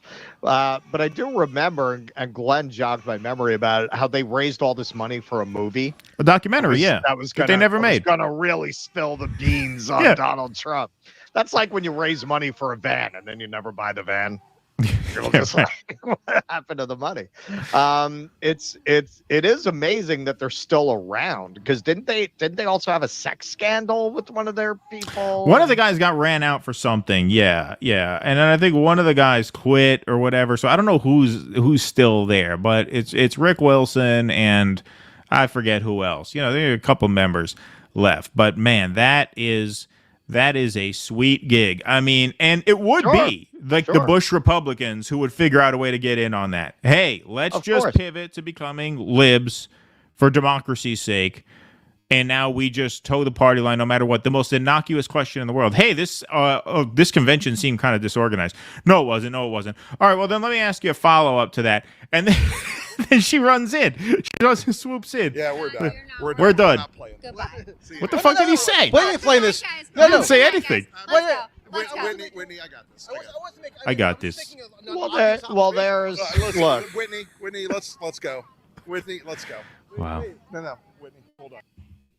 We know now, being in this space, it's not just being at a level where we could say, when people don't want to talk to us, the people that we're approaching, it's not because we don't have a big enough platform at this point. So there's a lot of cowardice about sitting down for interviews that are not going to be guaranteed back rubs all across the political spectrum. Oh, sure. Yeah. Even before, the Cornell campaign imploded, we were in touch with his wife, man. It's not like that didn't get to the right people. He wouldn't come on. Right. Like this is very common. It seems. I mean, we're still kind of learning our way as interviewers and journalists. So we're learning as we go, and yeah, that's pretty common, man. That is pretty common that if they are not going to get a back rub, they won't do it. They won't do it. Left, right, and center, man. They do not want to take challenging interviews in general. Now these guys, Or especially these guys, because they're just straight up liars. And like, if they realize, oh, this is Green, because they know who Greenwald is, because they can't get exposed. Yeah, because he's gone after them on the documentary Griff. Like, what if he asks us that? What if our supporters see that? but just look, friend of show Jimmy Dore tweeted to us last night. Everyone's a neocon now. I don't think I'm spilling the beans, revealing that. He's pretty clear about his views. But yeah, if you listen to Kamala's speech as all this in an all this I did for thee spirit, I subjected myself to a second time today to prepare for the show, because sitting in a baseball diamond with protesters and a naked woman 5 feet away. Right. If you watch the stream, you know what I'm talking about. I didn't really catch the speech the first time around. Yeah, man, there's really no daylight between that speech and Bush's compassionate conservatism. Right. Like, where's the distance? She's talking about having the world's most lethal military. She's talking about funding the police, empowering prosecutors. But school lunch. Where's the daylight? I mean, this sounds like Bush in 2000, basically. I mean, so of course the neocons all went in there. That speech was a neocon speech. It was a speech that a Bush Republican would give. 100%. Absolutely. All right. Let's go to Raven last here. Ken O'Keefe could be interesting guest, former Marine who renounced his U.S. citizenship over U.S.'s endless wars and had been a champion for Palestinian cause for years. Thank you for that. Appreciate that. Mac Truck, thanks for the $20. That's kind of you. Pod Sync America. Screw these effing a-holes, anti-democratic goons. Thank you very much. J.K. Michael 1167, Keaton, without the corporate media selling out, the DNC couldn't pull it off. I mean, that's like saying without big ears in a trunk, an elephant wouldn't be an elephant. You know what I mean? Like that's part and parcel of it, But I mean, you're right. I mean, they have a huge influence over that cohort. No doubt about it. Wasn't me over on YouTube says, for $20, thank you. That's very kind of you. Okay. I'm clearly a GOP type, I confess, but I genuinely like you guys. And if you create a weekly shit on junk Luger segment, I could see lots of viewers and super chats in your future. Well done. Free Anna, total hostage vid. Thank you, wasn't me. You know what? It's funny. Okay, so I was going to say, because, we've been talking a little bit about how the character of MAGA seems to have changed. Like they're a little bit more shrill than they ever, much more shrill and humorless and inflexible and dogmatic than they've ever been. Wasn't me. I appreciate that chat very much. And we used to get, I mean, Russell, I don't think I've ever brought this up to you recently, but we used to get comments like that on a pretty much daily basis. Hey, I'm a Republican. Sure. Hey, I'm a conservative. Yeah. Hey, I'm a Trump supporter, but I appreciate you guys. You're funny. You're smart. You're honest. Now we hardly get that anymore, if you notice. Like, we don't get that. We really don't get that much anymore because they have become, in a word, sorry to throw the Democrats a bone here, but there's a reason this caught on, weird. Like, they've been, the MAGA people have been acting especially weird lately. We used to get comments like that every day, almost every single day. Yeah. This is the first comment like that we've gotten in about a month. I don't know what it is. I would maybe they're high strung now because they're starting to lose in the polls again. I don't know, but there's something about it. Now they are like the mirror image of the libs, generally speaking. Obviously, President Company expected here, wasn't me. I would say it's probably the campaign season is heating up as part of it. There are stakes. A little more defensive. As abstract as it would have been a year ago. Right. There's actually something on the line. I think also because we're into campaign season, we take shots at both sides, and there's more to take shots at because we're in campaign season. Right. So we're taking more shots at Trump because it's coming up more. Right. Yeah. Yep. That is a strong possibility. All right, folks. Why don't we sell some coffee and then we'll do 2 more segments and then we're going over to the Q&A. How's that sound? All right. Let's make this happen here. Have you heard of the recent advertising scandal? I'll break it down for you. So the CEO of Rumble, Chris Pavlovski, recently released an email from Inspire Brands and Dunkin' Donuts. That email explicitly stated the right-wing culture of Rumble is too polarizing. In other words, Dunkin' Donuts has a problem with said right-wing culture and wants nothing to do with it or Rumble. So here is the solution. Stop buying products that don't support freedom of speech and freedom of cultural affiliation and start supporting brands that do. The competing coffee brand don't penetrate your brain with 5G. That's right. That's true. That's exactly right as well. The competing coffee brand that we all need to get behind then is, of course, Rumble's 1775 coffee. And for a limited time, Rumble is offering buy 2 bags of coffee and get 1 free. So that's buy 2, get 1 free. So you get a great deal on this coffee. Go to 1775coffee.com. And this is my favorite part of this ad here is the expert troll on Rumble's part. Enter promo code Dunkin, DUNKIN, to get this limited time deal. So 1775coffee.com and enter promo code Dunkin. That's Dunkin, not Dunking. So DUNKIN to get 2 bags of coffee and the 3rd free. That's 1775coffee.com, promo code Dunkin.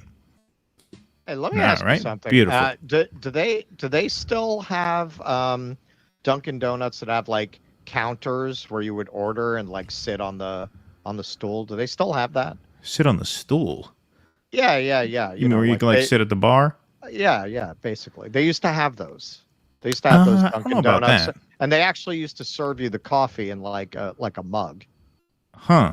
Interesting. Yeah, no. Like those don't even exist anymore, right? I don't think so. All the like it does.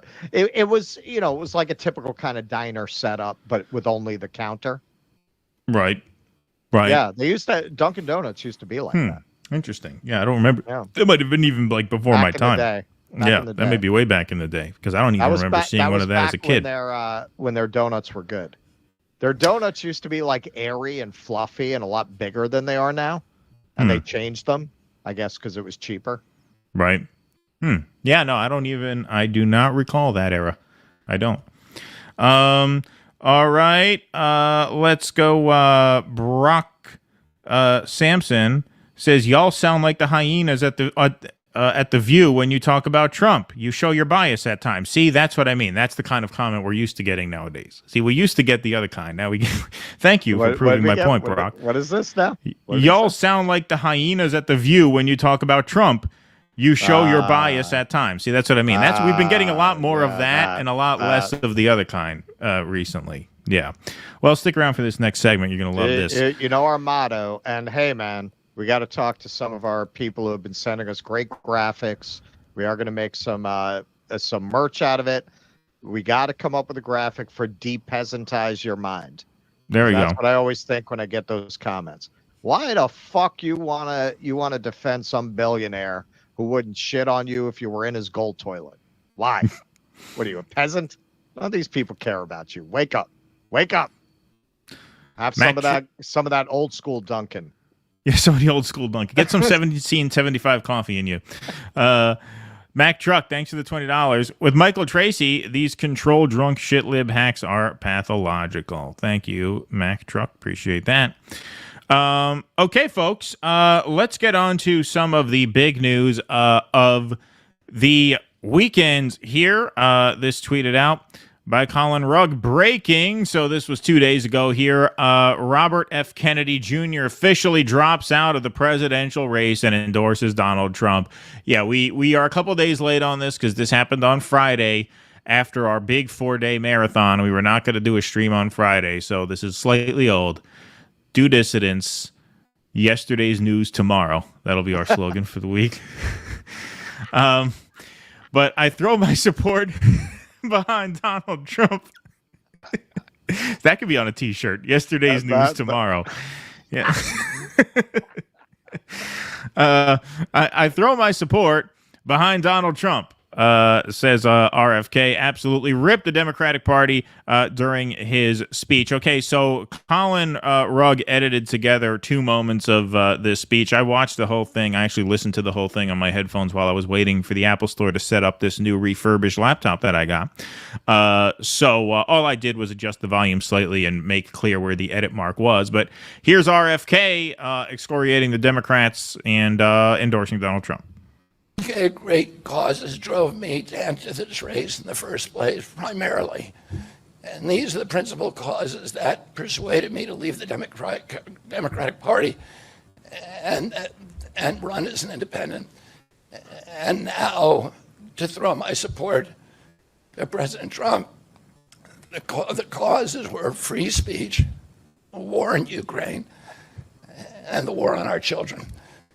We were the party of labor, of a working class. The Democrats were the party of government transparency and the champion of the environment.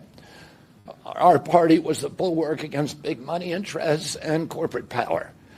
True to its name, it was the party of democracy. As you know, I left that party in October because it had departed so dramatically from the core values that I grew up with. It had become the party of war, censorship, corruption, big pharma, big tech, big ag, and big money.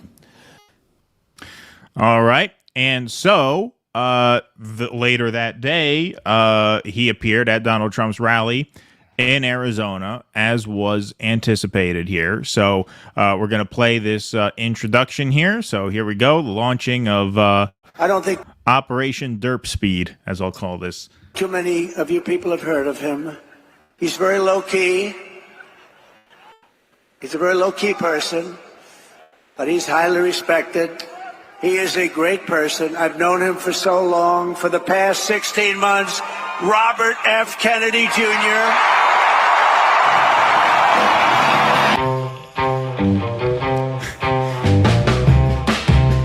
We're not getting sued by the Foo Fighters, folks. We're using our this is our go-to copyright-free track.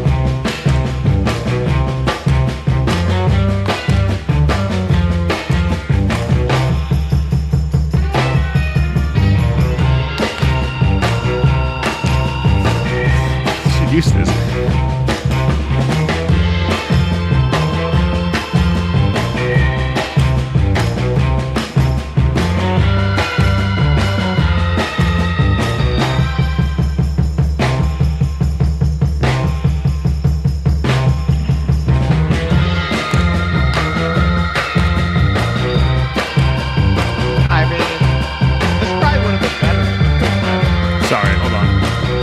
What was that?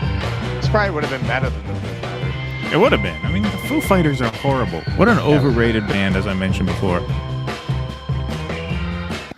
But yeah, big ovation there. Big ovation there. And now let's just let's see some of RFK's speech at the Trump rally here, giving his rationale for the endorsement.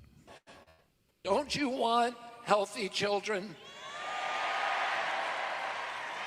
And don't you want the chemicals out of our food? A trans with a Schmendrick swinging it in a girl's bathroom. Regulatory agencies to be free from corporate corruption. And that's what President Trump told me that he wanted. He also told me Oh, he did. that he wanted to end the grip of the neocons on U.S. foreign policy.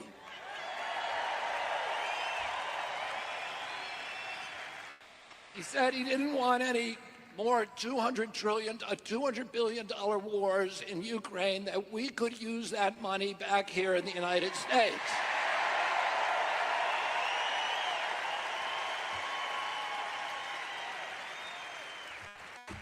And the best way to build a safe America is to rebuild our industrial base and rebuild the middle class in this country.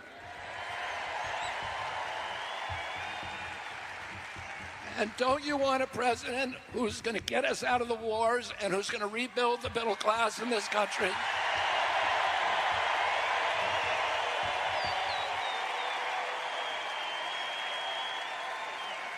He's a poet warrior in the classic sense. He told me that he wanted to end the censorship because the whole basis of American democracy is the free flow of information. And we know that a government that can silence its opponents has license for any kind of atrocity. And can you think of any time that you can look back in history and say that the people who were censoring were the good guys? He told me my cock was bigger than his. He told me I fucked better than him. I mean, I'm sure he told you a lot of what you wanted to hear. He wants your endorsement in a very close race. Look, I've been pretty open for a long time. I believe the first time I actually said this to an audience was when Pasta had us on Jimmy's show, when he talked about lesser evilism. This was right after October 7th. This was before Trump made his Israel policy going forward as clear as he has since. Back then, there was a hope that maybe he had such a hard-on for Netanyahu that he might give Netanyahu a hard time when he got into office. No real reason to believe that, but at least there was some sort of possibility of that. But I said, look, Trump probably is the lesser evil in this race on the Ukraine front alone, as Noah said. I consider Kamala to be, voting for Kamala is like playing Russian roulette with 6 bullets in the chamber. And Trump's like playing Russian roulette with 5 bullets in the chamber. So it's one thing to say, hey, gun to your head, you have to choose A or B. Which one are you going to choose? It's another thing to actually go out and endorse a man like this. And let me just say something, and look, there's subjectivity here, but I don't think there needs to be much subjectivity here. As a Jewish man who feels a degree of guilt and shame for having been so weak on the Israel-Palestine issue for so long, I feel like anyone who can look at these images of kids with their heads blown in half and think that there is a lesser evil in this race is just delusional. There is no lesser evil when a genocide is happening, and anyone who supports that, whether their name is Kamala Harris, Joe Biden, Donald Trump, or RFK, can go to fucking hell. Period. The other part of this that I don't like to bring up too often because there's subjectivity here, but I don't like to bring up this stuff too much, although when you're a parent, you tend to mention your kids a lot. Look, man, I've said this on the show before. When I saw those twins who were killed that day, I saw my twins in those photos.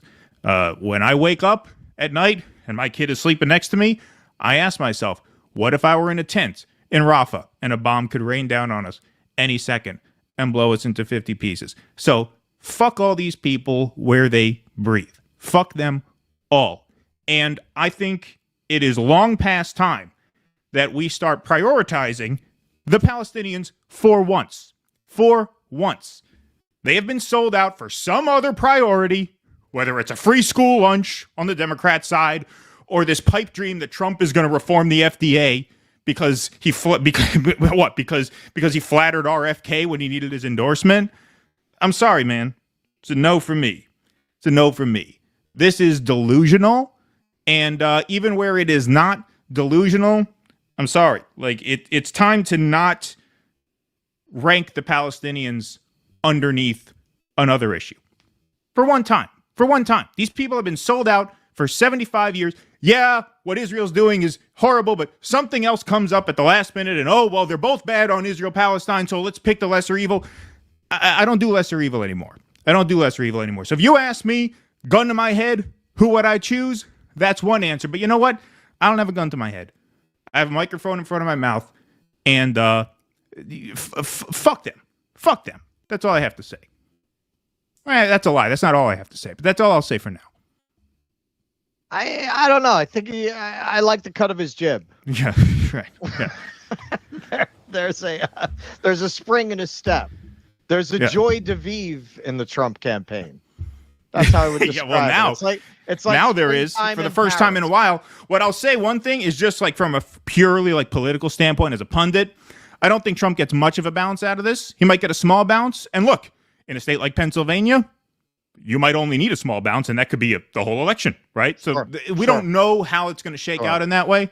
I think short term, the Trump campaign finally stole a news cycle from Kamala Harris, which they have not been able to do for a month. The news has been all Kamala all the time for a month, and so this finally broke that a bit. So as a pundit, you know, I think it helps him a little bit in that respect. But in terms of like, does this mean I believe that Trump is a populist who's going to govern that way? No, man. He's doing what he does, man. He's a deal maker. This guy's polling in the low single digits. It's a close race. He's losing. He needs every vote he can get. So he's telling this fucking guy what he wants to hear. Would not surprise me at all if they have some falling out, assuming Trump wins. They have some falling out after the election, and he tells him to go fuck himself. Steve Bannon only lasted 8 weeks in the Trump White House. You think RFK is going to last longer than that? I don't know. Not only that, I mean, you made the point. You would never get him through a Senate confirmation hearing. Not as like HHS. Maybe some environmental spot the Democrats might vote him through. Only something he doesn't have to clear the Senate for. Right.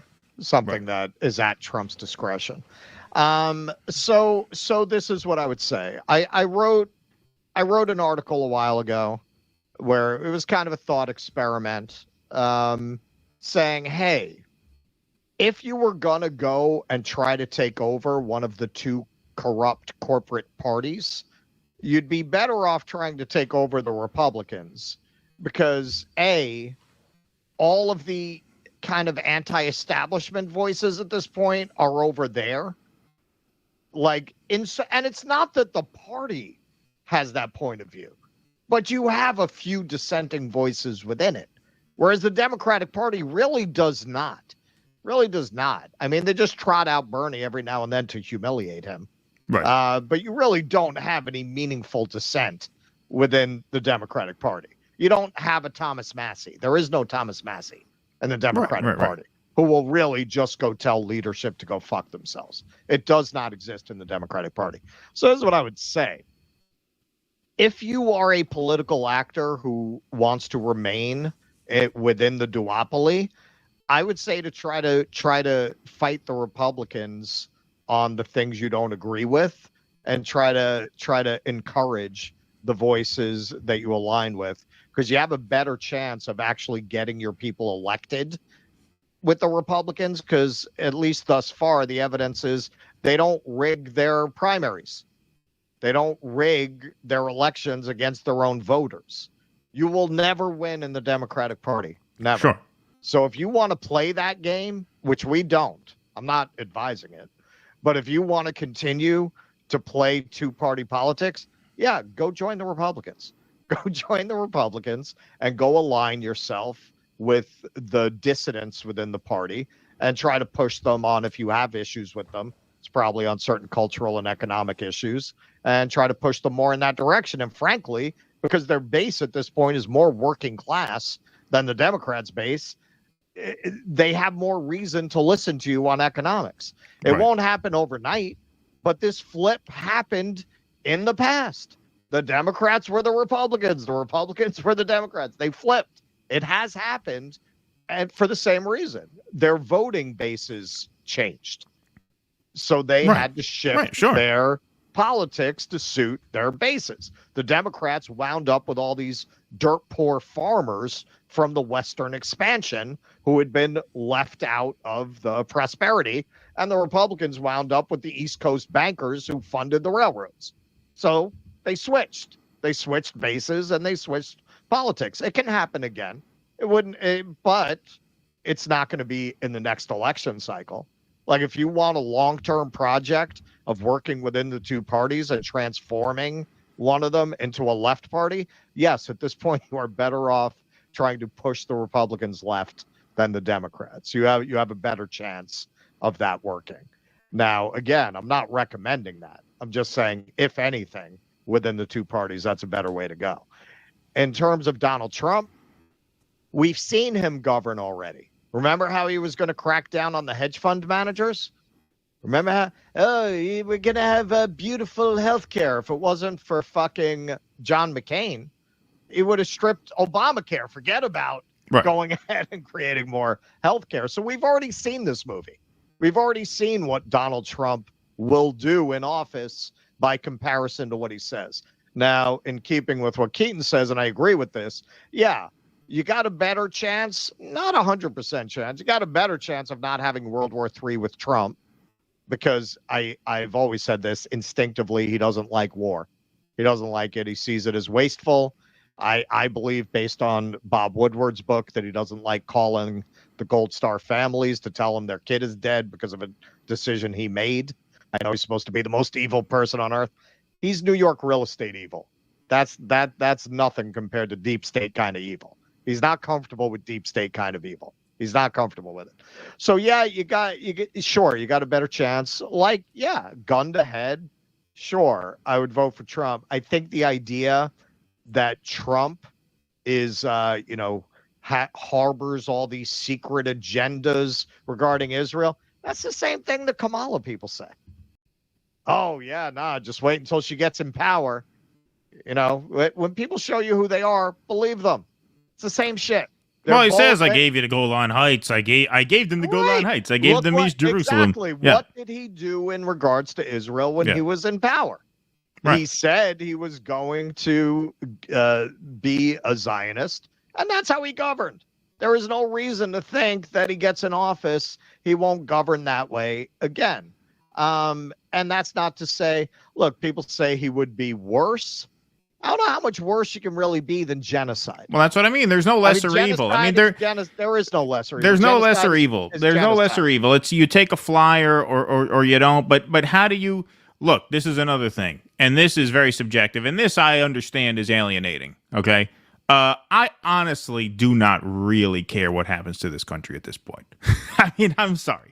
This country does not deserve a good future. We do not deserve good outcomes. We do not deserve prosperity. This is a country who, if they had their way, our choices for president would be Joe Biden and Donald Trump. That's who the voters of this country chose. Then we had this Kamala thing at the last second. Not really. You can't say that. You can't say that because the vast majority of the country do not pick these people. Well, too bad. I mean, you don't show up. You don't show up. Earlier. Well, the country is in a day. We are in a daze right now. The country has, George Carlin said, you see a lot of people walking around and they got this over their head. That's the country right now. The country is just sleepwalking to its own demise. Go out and ask voters what they think. We're going to do, Russell and I talked about doing this. We're going to do maybe when the weather warms up or maybe even this fall. This will be a good election season thing to do. We were thinking of launching a sort of mini podcast within a podcast called the Touching Grass Podcast, where we go out on the street, random places, and interview ordinary people and what they are thinking about. And what James Carville said was true. Gaza's way down on the list. It's way down on the list. How? Tell me this is a country that is more concerned with, on the left, free school lunch, legal marijuana, even abortion rights. AOC just gave a disgraceful interview to somebody. I don't know who they were. This broke right before it went on. Otherwise, we would be covering it. Talk about how, our party's terrible on Israel-Palestine, but, we have to think about people who are bleeding out in emergency rooms here because they can't get abortions that they need. Well, that's what we mean. You're kidding me, really? That's what you mean. I mean, this is what we're talking about. This is what we're talking about. Like, at what point do you say we've had enough of backgrounding this issue? You have defenseless people in an imprisoned area with no way out, being bombed, being shot, being policed, being starved. At what point is that not the priority? And at what point do you say that a country that is just completely oblivious to this for the most part, right? Completely indifferent. I shouldn't say oblivious, indifferent to this for the most part. You're telling me a country like this deserves a good future? I'm sorry, I don't buy that. Now, I know that's not a slogan to run on. I'm not running for anything. I'm doing a podcast. That's the way I feel. That's why I said it to Thomas Frank. And that's what I think people need to hear. So I admit, I'm not invested. That's one of the reasons why I'm not a lesser evil voter, because I'm not invested in good outcomes for this piece of shit country that would allow the government to massacre an imprisoned population with no consequence. And most people don't really give a fuck. Okay. All right. So hey, man, I'll do you one better.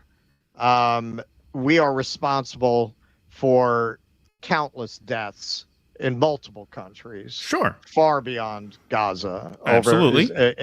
Over decades and over a century, really. From the Mexican War on down. Right. We are responsible for countless injustices as a nation. And if you listen to Harris's speech, that was one thing that struck me, how imperial a speech it was. We are lucky to be Americans. Like, that was some Roman ass shit right there. Like, we're going to maintain the most lethal fighting force, and we are lucky to be Americans. That was some imperial Rome kind of shit. Absolutely. So yes, I'm with you there. But this is where I have compassion for the American people.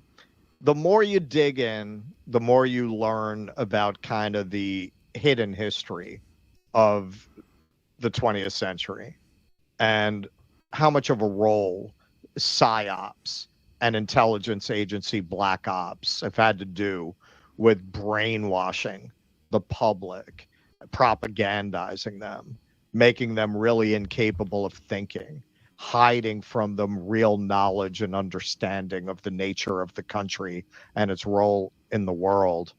I can't entirely blame people who are just struggling, trying to get by and raise their kids for not doing what we do, and that we have the luxury of doing. Sure. Digging and digging and digging to get to these kinds of truths. Do they really deserve that? No, but as a political entity, right? What I'm talking about is, as a political entity, the country is finished either way. I mean, it's done. It's over. It's an empire in decline either way, right? So, I mean, can I say as a political entity, this is a country that should be parsing the difference as to which crumbs are going to fall from which table and who's going to eat them and who's going to benefit and at what cost? I mean, in terms of this election, what are you talking about? You're talking about a hopeless election, right? And so, like, what is the point of litigating who the lesser evil is? How could there be a lesser evil in this circumstance? You're talking about pulling a number out of a hat, with, like I said, I mean, I think that metaphor works. I think that holds, right? With Harris, every chamber is loaded with Trump, all but one, and you may get lucky. Right. So you want to call that the lesser evil? I mean, we can call that the lesser evil if you have a gun to your head and you have to pick between them, but is not the more moral thing to do to withdraw support from the system? I mean, is participation in this charade not compliance? I mean, I can't really get away from that. Well, and that's why we're not participating. Right. Well, this is what I'm talking about. That's what I mean. I don't mean every American deserves to starve. That's not what I'm talking about. I'm talking about, if you talk about in terms of which road are we going to go down, what is the point of even parsing that? It seems so futile to even parse that. That's what I mean. If anybody misunderstood me to say, I hope everybody's children starve to death, obviously that's not. I have kids myself. I don't wish that pain on people. But I'm saying, as a political entity, this is going one way, the wrong way, no matter what. And what's the fucking point? Trump, Harris. What is the point of really parsing that and getting invested in either of these candidates? There is none.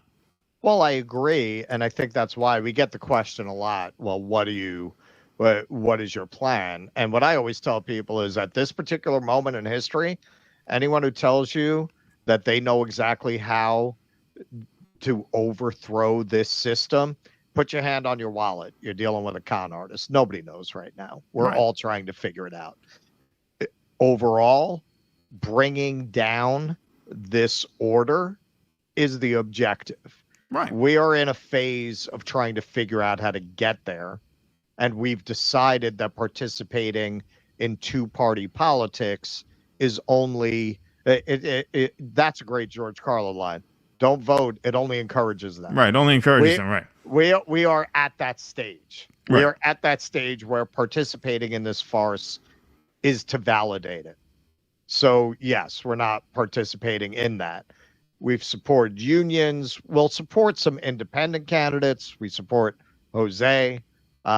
We will not support anything within the the Democratic and the Republican Party because of what we're talking about. And what Keaton, what you're saying, and correct me if I'm wrong, and this I agree with, our prosperity such as it is, and it's not a prosperity that reaches most of the American people at this point, it's a prosperity for a few at this stage, is built on such death, such destruction, such genocidal, murderous behavior on the part of the country. How can you root for the country to continue to have the power to wreak that kind of destruction around the world? Like, that is what we're supporting by keeping this going. We are enabling the country to keep sending Israel those weapons. We are enabling the country that, as we saw in our story a couple of weeks ago, that is turning a blind eye to what's happening in East Congo because we need the minerals. Right. You're empowering these horrors untold that no one living in this country who's native to this country can really even imagine. As bad as you might have it, running down the street with a child with half its head missing is not on the menu for people who have been born and raised in the United States. You can't even imagine what it's like to not only experience that, but to experience it daily. So that does create a moral conundrum in terms of, well, if the country doesn't collapse, does it mean more of that? Right. And what is our ability to steer it? To steer things at this point, if these are the options? Like, what is what control do we have over it? And if you acknowledge that we don't have much control over it, then at that point, like, is it a seismic turn of events either way? I mean, it's just hard for me to see that. It's hard for me to see that. Now, as for RFK's endorsement, like I said, this stole the news cycle from the Democrats. I think RFK, if he is a surrogate for Trump, he's going to go out there and, RFK does have the presence of mind not to litigate whether Kamala is black or Indian. He's going to talk about issues. He might force some issues back into the campaign. That might help Trump a little bit more. And the Democrats, of course, all they can do is cope and seethe.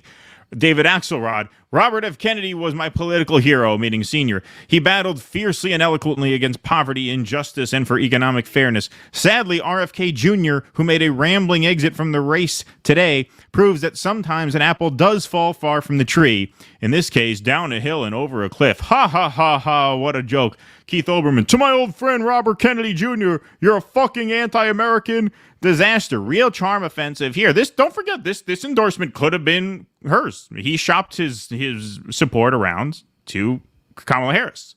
Like he did what the Teamsters guy did. Let me see where I get the best deal. And this is the level of just brain dead nonsense that you deal with when you go to the Democrat side. Like, they are just self-destructive in their cultishness, that like they won't even take a W. Like, of course it makes sense for Trump to butter him up, tell him he's going to do all these things for him, tell him he's going to give him a job, tell him, oh yeah, I'm all about, we need our kids to be healthier. We need our kids to eat healthier. You're talking about, first of all, Donald Trump, a man who lives on Big Macs and Diet Coke, number one. Number two, and it seems to have worked. It does seem to have, hey, credit where credit's due. That doesn't seem to have hurt him. Getting healthy food in schools is expensive.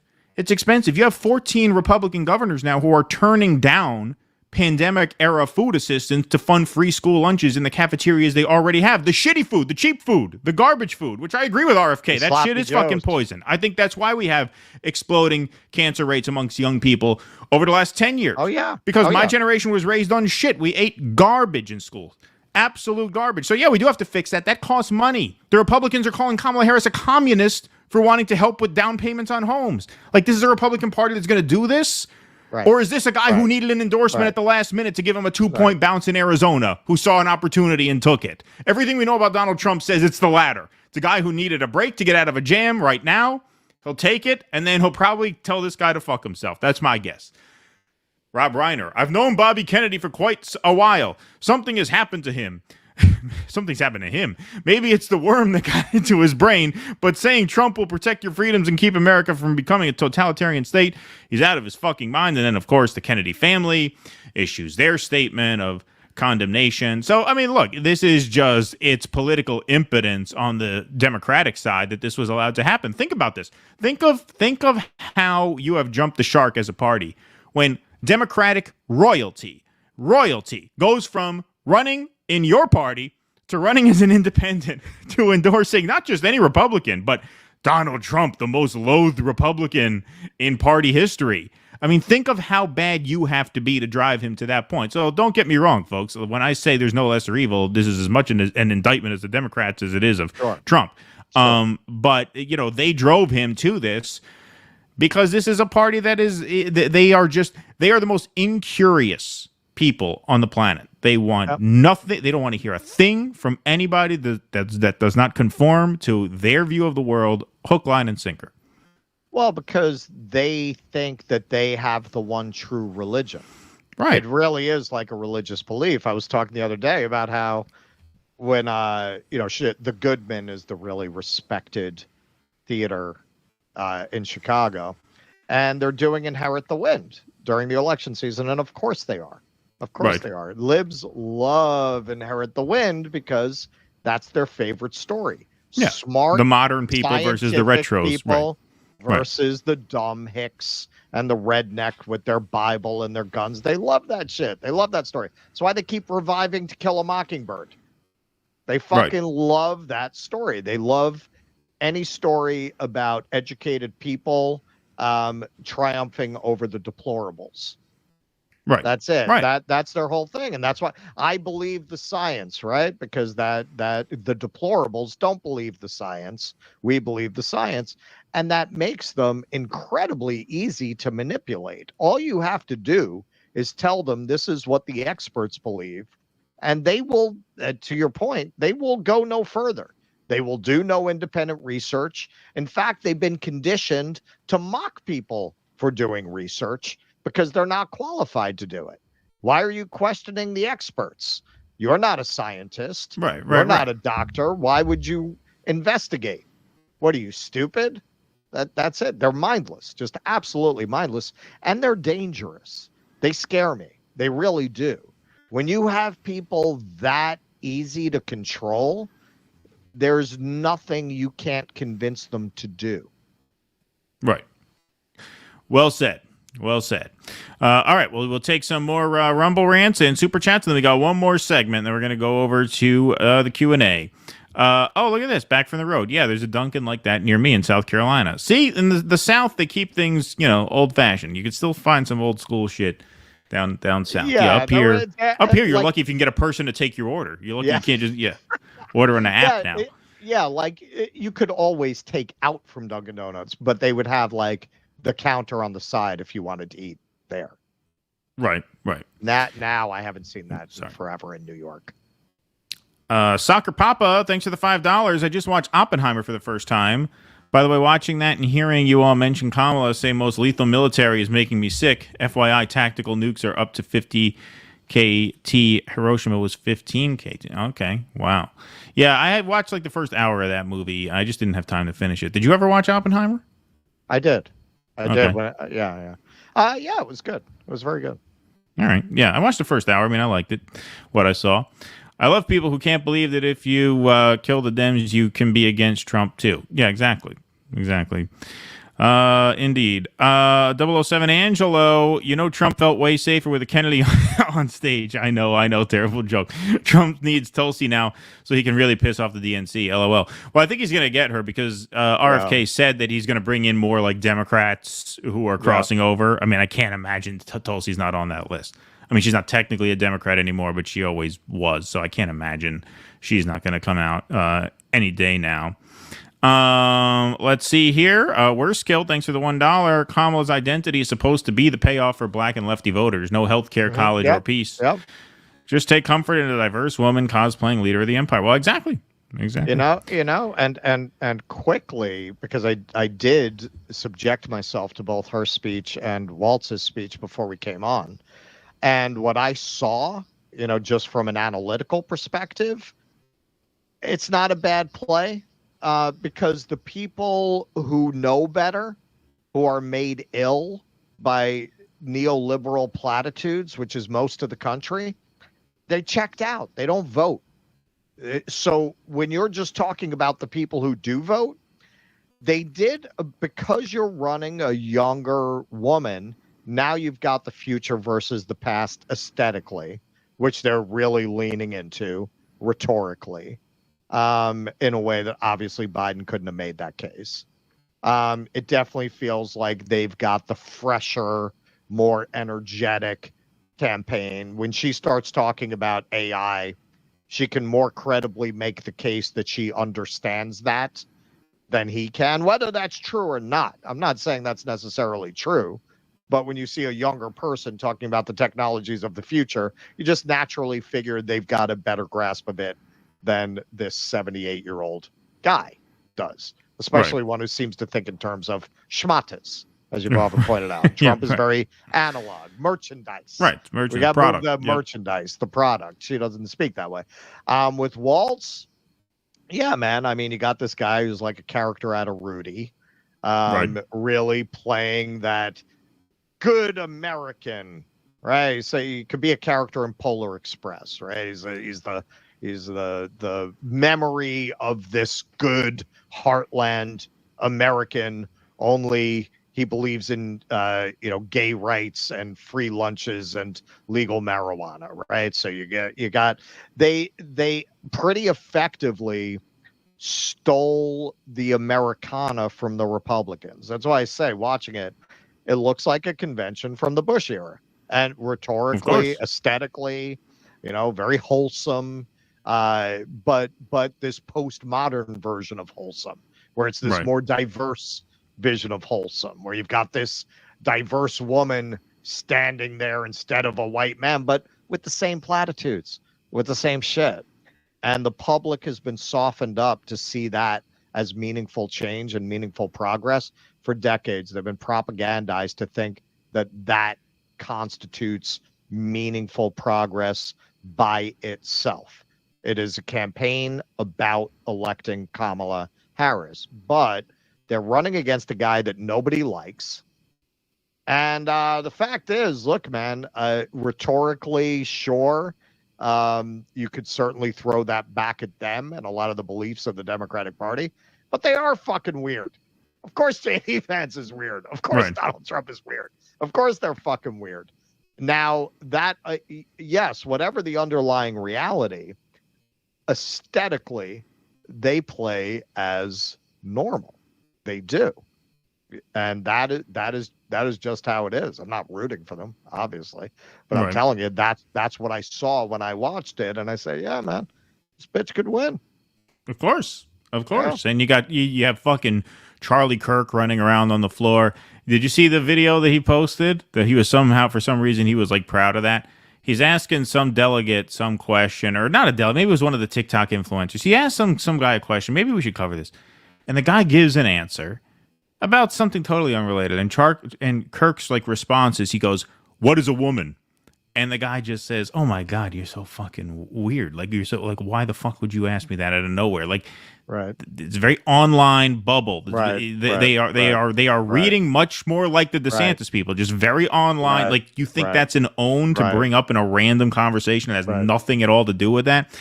Yeah, man. Weird shit. No doubt, no doubt about it.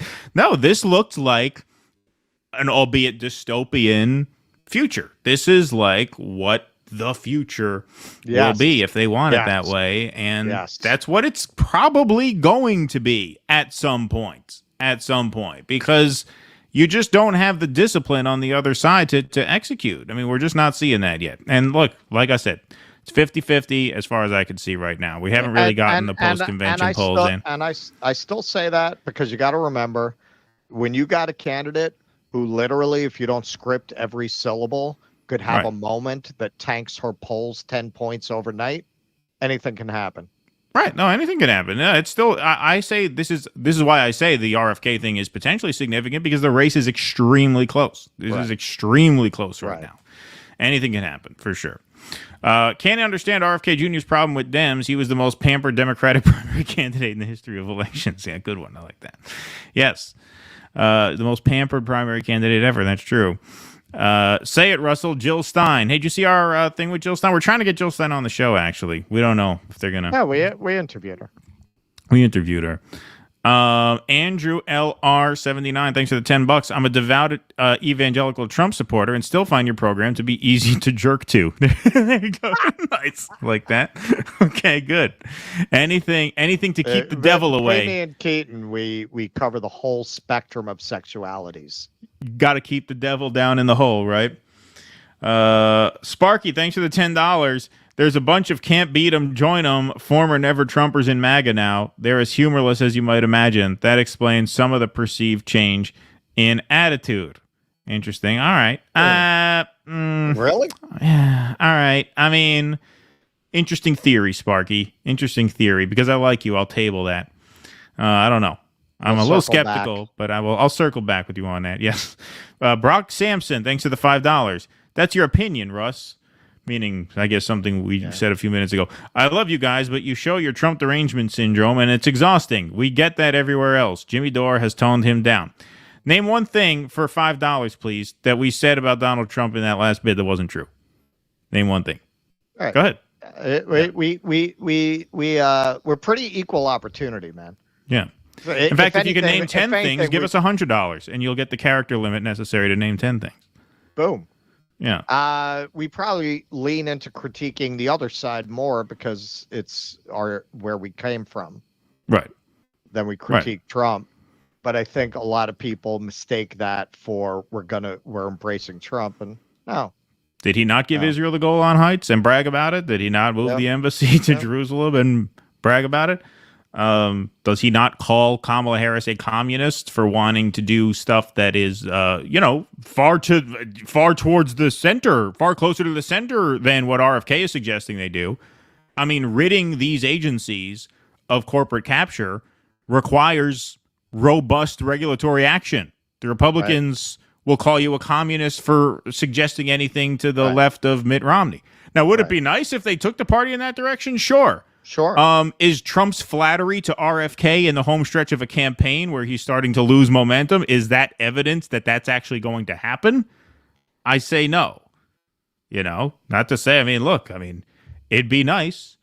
But I mean, sorry to be a wet towel, folks, but I don't see it happening.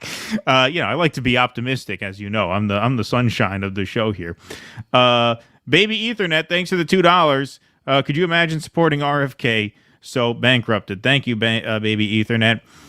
Moving the embassy to Jerusalem, recognition of the Golan Heights, killing the top Iranian general, Abraham Accords, but no, Donnie has a super secret plan to solve it all. GTF. It's the same as the Kamala people. They say, she hasn't been in charge. Right, Once she's not in power charge, then we can lean on her to start an arms embargo. She's a fucking puppet.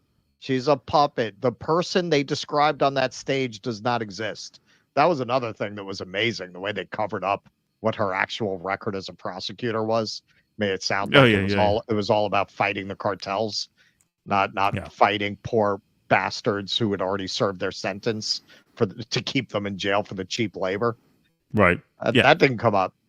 Yeah, no. And a lot of people, as you saw, hadn't known about that. This is what I mean when I say these people are in a daze. The people are not. Don't think because something makes the rounds online that people know about it. People. Right. People are checked out of this shit. People are very uninformed. Indeed. He clearly didn't have Bloomberg money. Thank you, Baby Ethernet. Appreciate that.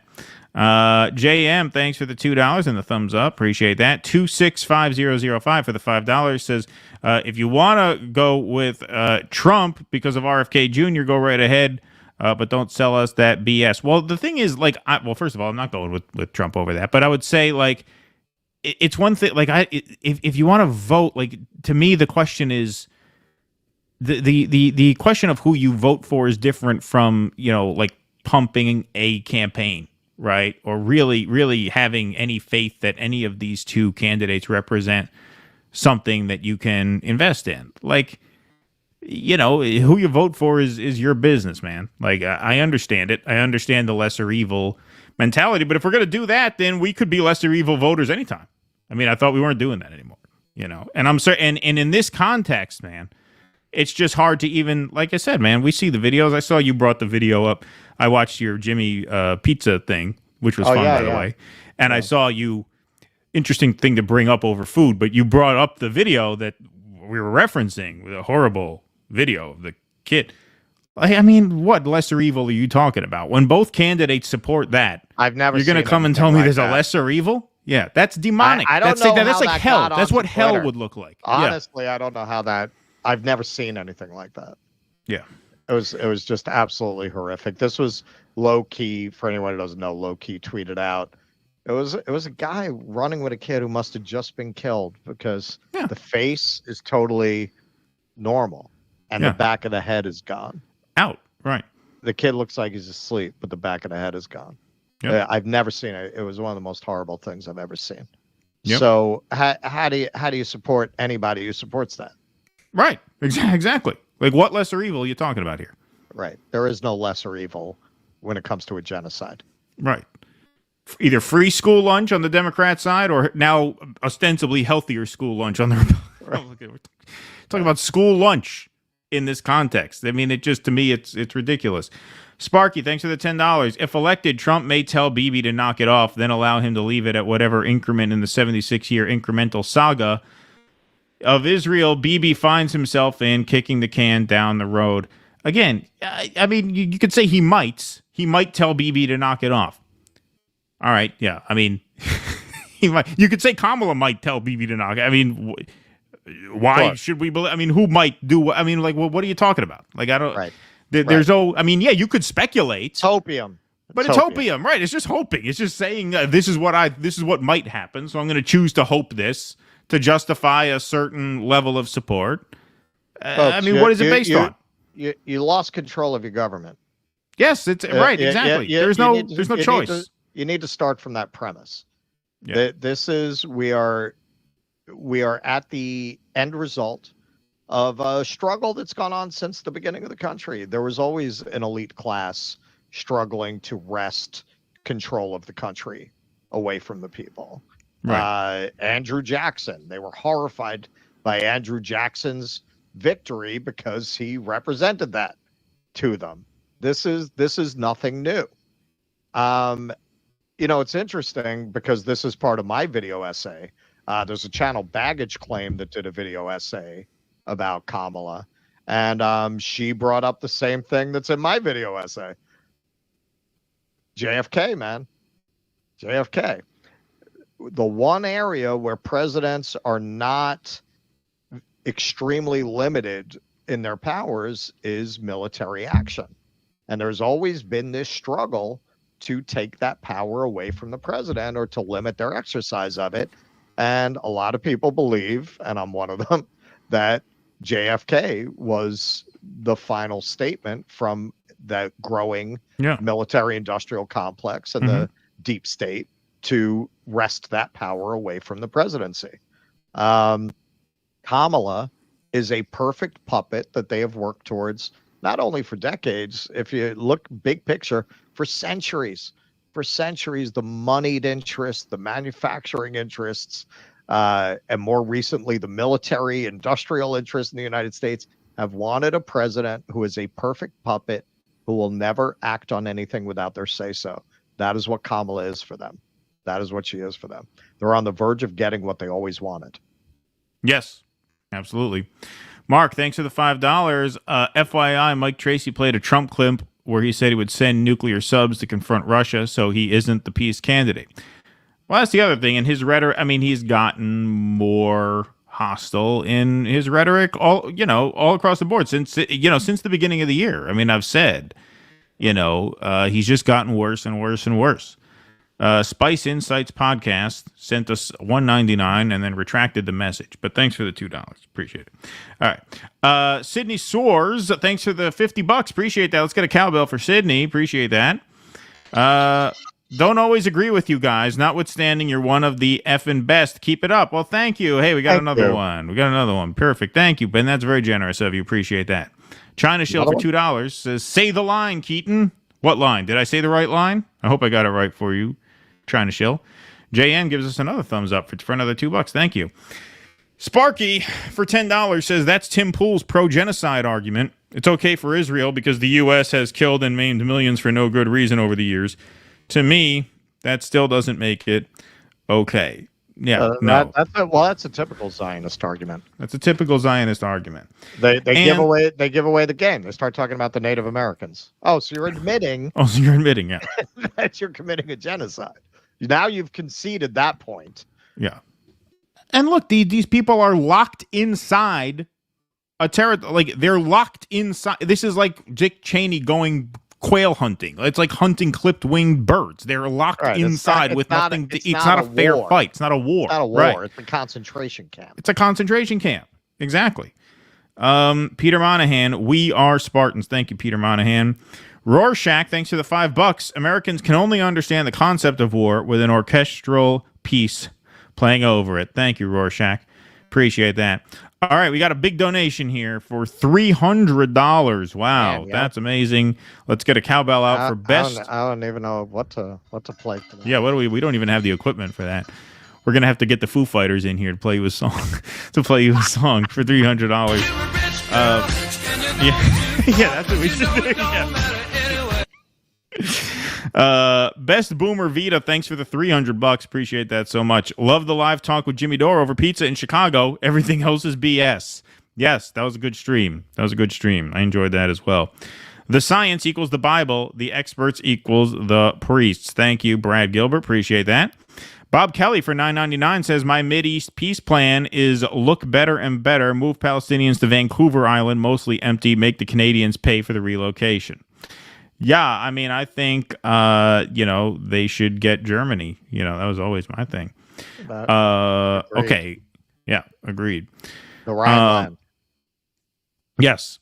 Mac Truck, thanks for the $20. Humble opinion, walk away and let the rotten system collapse onto itself. Voting and participating enables and perpetuates a system, and that's all our rulers care about, per ex-CIA John Stockwell. There you go. Thank you, Mac Truck. I appreciate that. D.T. Kennedy, in relation to End of Empire, I recommend a book called The Fourth Turning is Here by Neil Howe. Eye-opening and nutritious food for thought. Thank you. I'm aware of it. I've been meaning to get to it. China Shill says there's enough money to pay for 20 shitty Marvel movies in the new norm, but it's too expensive to feed kids for good or get kids healthcare. American priorities. I don't know if that new norm ever did episode 2. I think that trailer bombed pretty hard. That's the anti-woke cartoon with Dave Rubin. Oh, I was wondering. I was like, what is yeah. I don't think that made it past previews. First and last episode, Yeah. Jay Dayers, 1976. Keaton, you're correct. This is the least important election of our lifetimes. Yeah, I mean, I kind of agree with that. Thank you. Brad DeSatva just got here. Can someone fill me in on why Keaton looks 14 years old? Because I shaved. Shaved my beard last night. I feel good. I got to cut my hair, though, again. Because my hair is too long. What do you guys think of the Democrats' plan to tax unrealized gains? I think the same thing. I think about their plan to raise the minimum wage. What are we even talking about? They're not going to do it. If there was any danger that it would pass, they'll get a mansion, they'll get a cinema, they'll get a Lieberman, the rotating villain narrative. Oh, those blue dogs stopped us again. Darn it. Right. Otherwise, they could just blame the Republicans. But in a pinch, they get one of their own to make sure to torpedo bills like that. Vote harder. Vote harder. Time we'll pass it. Okay. Why don't we do one last segment to end on a relatively light note, and then we will do our Q&A over on Rumble. So, one more segment here. Russell, good news. Well, I don't know. Maybe this is light. Maybe this is not. I don't know. Depends on your point of view. And we have our sound cue for the Starliner story. This is ground control to Major Tom. All right. So the good news is they're coming back. The bad news is it's not going to be until February. They were supposed to be there for 8 days. Butch Wilmore and his co-astronaut, I forget her name off the top of my head. Butch Wilmore, you just can't forget that name. They are going to end up being there for 8 frickin' months. And guess who's going to be bringing them back? Elon! SpaceX to bring NASA astronauts back next year. 2 astronauts parked at the International Space Station since early June will return with SpaceX instead of on the Boeing vehicle that brought them there. NASA Administrator Bill Nelson announced the decision at a briefing on Saturday, which means astronauts, they messed up his name, Butch Wilmore and Sunita Williams. Barry Wilmore. Barry Wilmore. Butch Wilmore. And Sunita Williams will remain in orbit until next February, when a SpaceX craft is scheduled to return with them on board. Quote, our core value is safety, and it is our North Star, Nelson said. He said NASA wants to better understand the root causes of the technical challenges Starliner has faced. The decision is a setback for Boeing, which has spent years developing the Starliner vehicle that transported the astronauts to the space station on June 6th. During its flight to the station, several thrusters temporarily failed, and engineers identified additional helium leaks within its propulsion system. In the weeks since, NASA and Boeing have tussled over those problems, trying to determine whether they would pose any threats if the vehicle left the station carrying the astronauts. NASA and the aerospace company are preparing to undock Starliner from the space station and transport it back to Earth in early September with no one on board. The decision to have SpaceX bring Wilmore and Williams back means both will spend about 8 months in all at the ISS. Officials at the agency had initially planned for an 8-day mission focused on testing out Starliner, and at one point talked about getting them back to Earth in mid-June. Nelson said he had spoken with Kelly Ortberg, the new chief executive at Boeing. Ortberg expressed Boeing's intention to continue working on the challenges with Starliner, according to Nelson. A Boeing spokeswoman declined to comment on the company's plans for Starliner. Mark Nappy, a Boeing vice president overseeing Starliner, said Saturday in a message to company employees that the decision wasn't the one they had hoped for.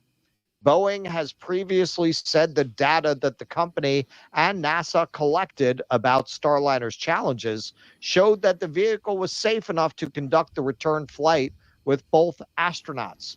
Nappy said Boeing is ready to carry out actions necessary to support NASA's new plan. Quote, the focus remains first and foremost on ensuring the safety of the crew and spacecraft, he said in the message. So let me get this straight. The same company that blamed the first MAX crash on the foreign pilots in coded racist terms, even though they knew in their internal communications that the plane had problems, NASA didn't trust their judgment about whether to send the astronauts back in this troubled capsule. I can't imagine why they didn't listen to you guys on that. NASA's call not to allow Boeing to try to return Williams and Wilmore is expected to raise questions about Starliner's future. Boeing has been working on the vehicle for more than a decade, reporting more than $1.4 billion in losses after delays driven by software challenges, sticky valves, and the spacecraft's parachute system. Leaders at the agency have described intense internal debates over the past few weeks over what the thruster problems and helium leaks could mean if Wilmore and Williams departed on the spacecraft. Some former astronauts have credited the agency for taking its time to run tests and evaluate data before coming to any decision. On Saturday, NASA officials expressed disappointment with not being able to complete the Starliner flight as planned. They said they recognize the challenges that Wilmore and Williams' families will face given the astronauts' extended stay on ISS. Quote, I know this is a huge impact to their families and it means a lot, Norm Knight, a NASA flight operations official, said at the briefing Saturday. The decision reinforces SpaceX's dominant role at NASA. Besides crew flights to the ISS, Many of the agency's most important efforts run through the Elon Musk-led company, including future planned moon landings, launches of research satellites, and more. Quote, SpaceX stands ready to support NASA however we can, said a post from Gwynne Shotwell, the company's president and operating chief, on social media platform X. SpaceX in 2020 completed a test flight delivering NASA astronauts to the space station and bringing them back, building on previous cargo missions to the research facility that used a similar spacecraft. NASA officials for years have said the agency needed to have 2 different American vehicles capable of conducting crewed flights to the space station. After the space shuttle fleet was retired in 2011, NASA didn't have a way to reach the ISS from the US and instead had to purchase rides from Russia. So that's actually what this has all been about. They were embarrassed to have to keep going to Russia to send their astronauts up. So they said, okay, well, for redundancy, we have to have 2 different ways to get to the space station. So they contracted SpaceX, they contracted Boeing. SpaceX pretty much did it on time. 2019 was the goal. I believe they did their first successful mission 2020. And you can see what happened with Boeing. Now, a couple things this article doesn't get into is there is a fear that they're not going to be able to undock the Boeing. They're not sure if that's even going to work. They had to send a software update that's so complex it took 4 weeks to send. It may still be sending now. And there is a fear that, maybe it crashes into the station when they try to undock it. They can't guarantee that that's not going to happen. So this is just one more thing for Boeing. Now they finally got an engineer in that would accept the job of CEO. They had a hard time getting any engineer who wants to take on this shit show and try to turn it around. But now they have one. But the Starliner was supposed to go out of service by 2030 anyway, because they're retiring the space station. So it seems like by the time they would fix this, it would be obsolete. My guess would be this is the end. They're never going to try to send that thing up again. I mean, how could they? And what a darkly comic episode it would be if, Elon's spacecraft gets up there and they can't get either of them to work right. They got Boeing and SpaceX up there and they can't get them off. I mean, obviously, we kid. We hope that it does not happen. Obviously, we want those astronauts home safe. But man, what a farce. What a farce. I mean, you talk about the end of everything. Just what a display of American capitalism, right? And then to have to spare themselves the humiliation of turning to the Russians, I guess we got to send Elon. Well, and obviously the real irony here is, on the one hand, the establishment is at war with Elon, right? But on the other hand, they're too dependent on him to crush him. If you wonder why they haven't gone full Alex Jones lawfare on Elon, that's why. Oh well, yeah. That's why. Also, he's got military contracts like that. He's got satellite contracts. Yep. If they really go after him, they're not going to have a way to send anybody to the space station. They're going to have to go back to the Russians. Right. In the end, they'd rather deal with Elon than to deal with the Russians. It's the less embarrassing of the two embarrassments. Right. But that's why, look, anytime the establishment really hates anyone as much as they hate Elon, you'd see 25 lawsuits against this guy. Right. You don't see that, right? That's why. That's why. I mentioned friends close, enemies closer. Remember that. If any of you guys out there have become the world's richest person, friends close, enemies closer. It's not personal. It's strictly business. Right. When I went to the Griffin Museum of Science and Industry in Chicago, and I went to the space exhibit, which was actually quite good. It really shows you the trajectory of American society, although that's not its intention, because you see the lunar rover, you see the Gemini capsule, all funded by the public, all government. And when you get to the end, the newest exhibit, it's a SpaceX capsule. Interesting. All right, we're going to take some more Rumble rants and Super Chats, and then we will head over to the Q&A. RFK backing Trump means the MSM slander, MMMWBE up to 11, sexual assault, heroin, bear fucking, and every stupid thing he's ever done or said. Full tilt propaganda that will make epoch times look sane. Well, they already said he was a coke dealer, right, at Harvard. They sold cocaine at Harvard. That came out right after he endorsed Trump. Oh, yeah. His Highness, if I understood UK, you were saying you felt like WT7 was demoed, but unlike a Democratic voter on Kamala, you're open to other options if presented with evidence to the contrary. Yeah, exactly. Thank you. But Russ is, it's war and war is hell. That rationale pisses me off. What rationale? We said it's not war. It's not a fair fight. I mean, it's not war. I don't know if that's what you were referring to, but that would be my response to that. Robin Toe, would you be willing to interview Sam Husseini to discuss votepack.org? Yeah, I mean, I think I speak for Russ. We'd be willing to interview Sam Husseini about a lot of things. I like Sam Husseini quite a bit. So, yeah, absolutely. Sure. Noah Goop went on a road trip to Cali with my dad 2 years ago to watch a SpaceX launch. I'm no Elon sycophant, but it was pretty incredible, especially with the re-entry. Thank you, Noah. Trying to shill Apollo 13, but stupider. should remake Apollo 13 as like an Elon thing. Just like cast like. That's actually a great idea. yeah, just like a tech bro version of that movie. Where like they're just too stupid to figure it out because Apollo 13 was all about how smart they were. Yeah, right. Yeah, exactly. This would just be like the idiocracy version of Apollo 13. Yeah, right. Yeah. That is a good premise. I like that. Thank you, China Shell. Let's see, what do we got here? Douche of the Dabble, thanks for the $2 on YouTube. Stuttering John's Mom Box, thank you. Quitus Veritas, thanks you for the $4.99. I don't get how people accuse you of Trump derangement syndrome. I'm very to the right, but you guys just have another perspective. Well, thank you. Appreciate that.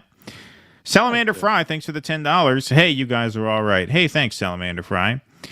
Let's see here. Marathon Man Pete. Why isn't it letting me read the whole thing? Pete Moss. There we go. Sorry. The Jewish wing of my family are all pro-Israel and ignore the savagery in Gaza. They'd disown me if they saw my Twitter feed.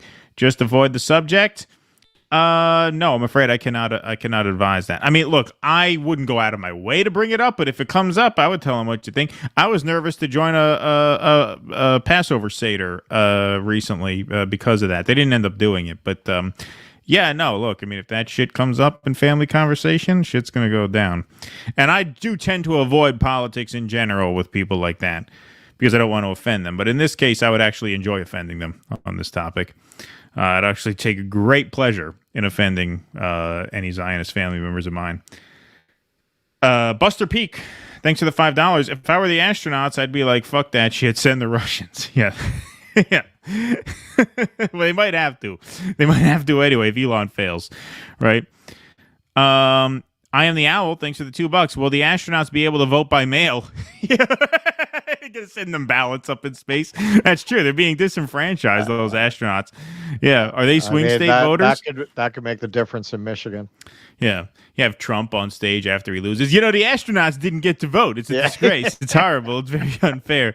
It was rigged. It was rigged. The astronauts, you know, nobody ever thinks about them. Looking forward to that 4 a.m. ballot drop from the International Space Station that somehow results in a 25,000 votes for Kamala, Pennsylvania. Yeah. Blank State, how come nobody has covered the SpaceX contract from NASA to destroy the ISS? And then with a link there. All right. Thank you, Blank State. Appreciate that very much.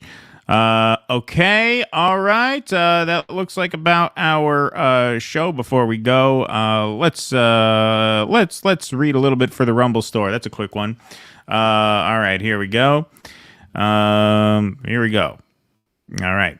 Rumble's exclusive apparel has finally arrived. They are now offering 20% off all purchases in the Rumble store with the discount DROP20, DROP20. If you want to support the brand that is fighting for free speech and fighting for the First Amendment, this is the best way to do it. They have tees. Fighting bears. That's right, and fighting bears. They have tees, sweaters, hats, and much more. The merch is actually really cool looking. They're going to send me a care package. I hope to get some merch because it looks pretty cool.